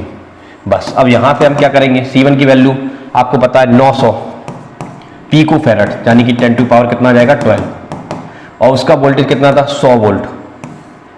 C1 900 मतलब आपका हो जाएगा 1800 इंटू 10 टू पावर, यस। तो ये तो आपका कैंसिल हो गया मेरे अकॉर्डिंग, ये आपका 2 बार में चला गया, 2 से ये कट गया, तो V बराबर आ गया 50 वोल्ट। तो ये कॉमन पोटेंशियल आ गया 50 वोल्ट, ठीक है। अब आपको सिस्टम की एनर्जी निकालनी है, तो सिस्टम की एनर्जी निकालने का फॉर्मूला क्या होता है? Half CV square. तो सिस्टम बन गया, तो यानी कि दोनों की कैपेसिटी जुड़ गई होंगी, C1 प्लस C2। और दोनों के पोटेंशियल क्या हो गए, कॉमन हो गए, तो बस आपका आंसर आ गया हाफ। ये C1 C2 मतलब आपका आ जाएगा 1800 मल्टीप्लाई 10 टू पावर 12 और वोल्टेज कितना है 50, तो 50 मल्टीप्लाई 50। इसको आप सॉल्व कर लेना, ठीक है, तो आपका आंसर आ जाएगा। ओके, कितना आंसर आएगा मैं अभी आपको इसके सॉल्यूशन में दिखा देता हूं। तो आप इसको सॉल्व करेंगे तो आपका आंसर आ जाएगा कंप्लीट बी वाले का 2.25 into 10 to power -6, 2.25 into 10 to power -6 joule. This is our answer. ये सिस्टम की एनर्जी आ जाएगी आपकी। किसकी एनर्जी आ जाएगी बेटा, सिस्टम की। देख लो, ये उसका सॉल्यूशन है, ठीक है। तो ये एनसीईआरटी के एग्जाम्पल के सारे क्वेश्चन मैंने आपको करा दिए, बढ़िया क्वेश्चन थे। कहीं कोई दिक्कत आए तो प्लीज कमेंट करके जरूर बताइएगा, ताकि मैं नेक्स्ट वीडियो में आपको बहुत अच्छे से समझा दूं, ठीक है, कोई दिक्कत वाली बात नहीं है। अच्छा, एक क्वेश्चन का डाउट मेरे पास बच्चे का आया था, जरा मैं हमेशा अपनी वीडियो में डाउट क्लियर करता हूं नेक्स्ट वीडियो में, तो आइए मैं आपको बताता हूं वो डाउट क्या आया था बच्चे का। जो हमने पिछली वाली जो एनसीईआरटी वीडियो बनाई थी उसमें एक बच्चे का डाउट आया था इस क्वेश्चन को लेकर, ये वाले क्वेश्चन को लेकर, तो मैं इसको थोड़ा सा सिंप्लीफाई करना चाहता हूं कि यहां पर मैंने cos 30 की वैल्यू 1/2 रख दी, जो कि गलत बात है, ठीक है। तो इसको मैं थोड़ा सा सॉल्व करना चाहूंगा यहां पर, ताकि आपका डाउट क्लियर हो जाए। देखिए इस क्वेश्चन को एक बार सुन लीजिए अच्छे से। Consider a uniform electric field this, तो इलेक्ट्रिक फील्ड दे रखा है, आई का मतलब एक्स की डायरेक्शन में इलेक्ट्रिक फील्ड है, कोई दिक्कत वाली बात नहीं है। पहले पॉइंट में पूछा जा रहा है कि what is the flux of this field through a square of 10 centimetre of a side whose plane is parallel to the y z plane. मतलब ये वाई है और जेड है, इसमें 10 साइड का एक स्क्वायर रखा हुआ है इस तरह से, जो कि वाई जेड प्लेन के पैरेलल है। अगर वो वाई जेड प्लेन के पैरेलल है तो एक्स एक्सिस उसके परपेंडिकुलर होगा इस तरह से, तो यानी कि इलेक्ट्रिक फील्ड एक्स की डायरेक्शन में है, तो इसका जो एरिया वेक्टर होगा वो भी एक्स की डायरेक्शन में होगा, तो यानी कि इलेक्ट्रिक फील्ड और एरिया वेक्टर के बीच का एंगल तो आ जाएगा 0 डिग्री।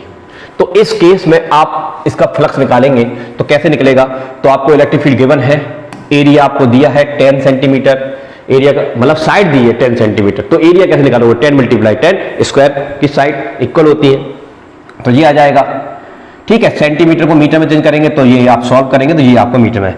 तो एरिया पता है, इलेक्ट्रिक फील्ड पता है, फॉर्मूला लगाएंगे सिंपल EA और डॉट वाला फॉर्मूला लगेगा, तो एरिया वेक्टर भी इधर की तरफ है एक्स डायरेक्शन में, इलेक्ट्रिक फील्ड भी एक्स डायरेक्शन में, तो आई डॉट आई कितना होता है 1, और इसका सिंपल हम मल्टीप्लाई कर लेंगे तो ये आ जाएगा 30।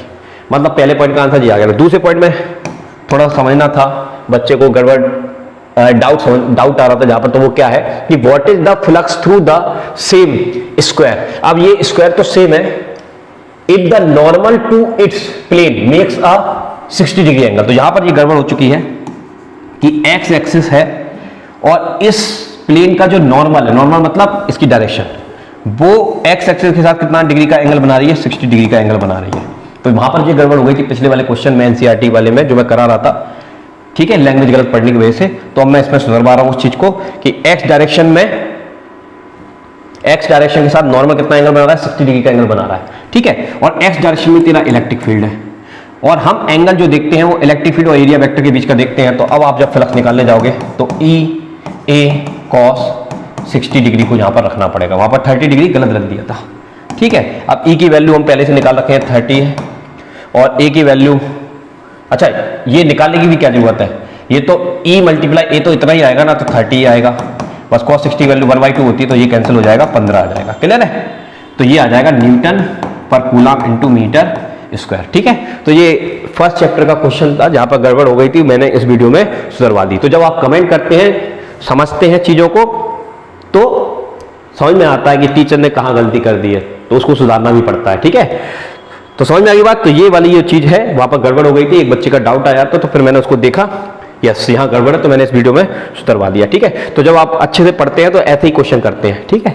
तो ये आपके सारे क्वेश्चन मैंने सॉल्व करा दिए हैं आपके एनसीईआरटी सेकंड चैप्टर के, ओके। अगर किसी में भी कोई डाउट आता है तो प्लीज कमेंट करके मेरे को जरूर बताना, ताकि नेक्स्ट वीडियो में मैं उसको सुधार सकूं, ठीक है। वैसे पूरी दम लगा दी इस चैप्टर को समझाने में, अगर वीडियो अच्छा लगा हो तो प्लीज दिल से लाइक करके चैनल को सब्सक्राइब कर देना। मिलते हैं नेक्स्ट वीडियो के साथ। अभी के लिए जय हिंद, जय भारत। नेक्स्ट वीडियो में एनसीईआरटी के न्यूमेरिकल कराऊंगा एक्सरसाइज के सेकंड चैप्टर के। ठीक है, बाय बाय।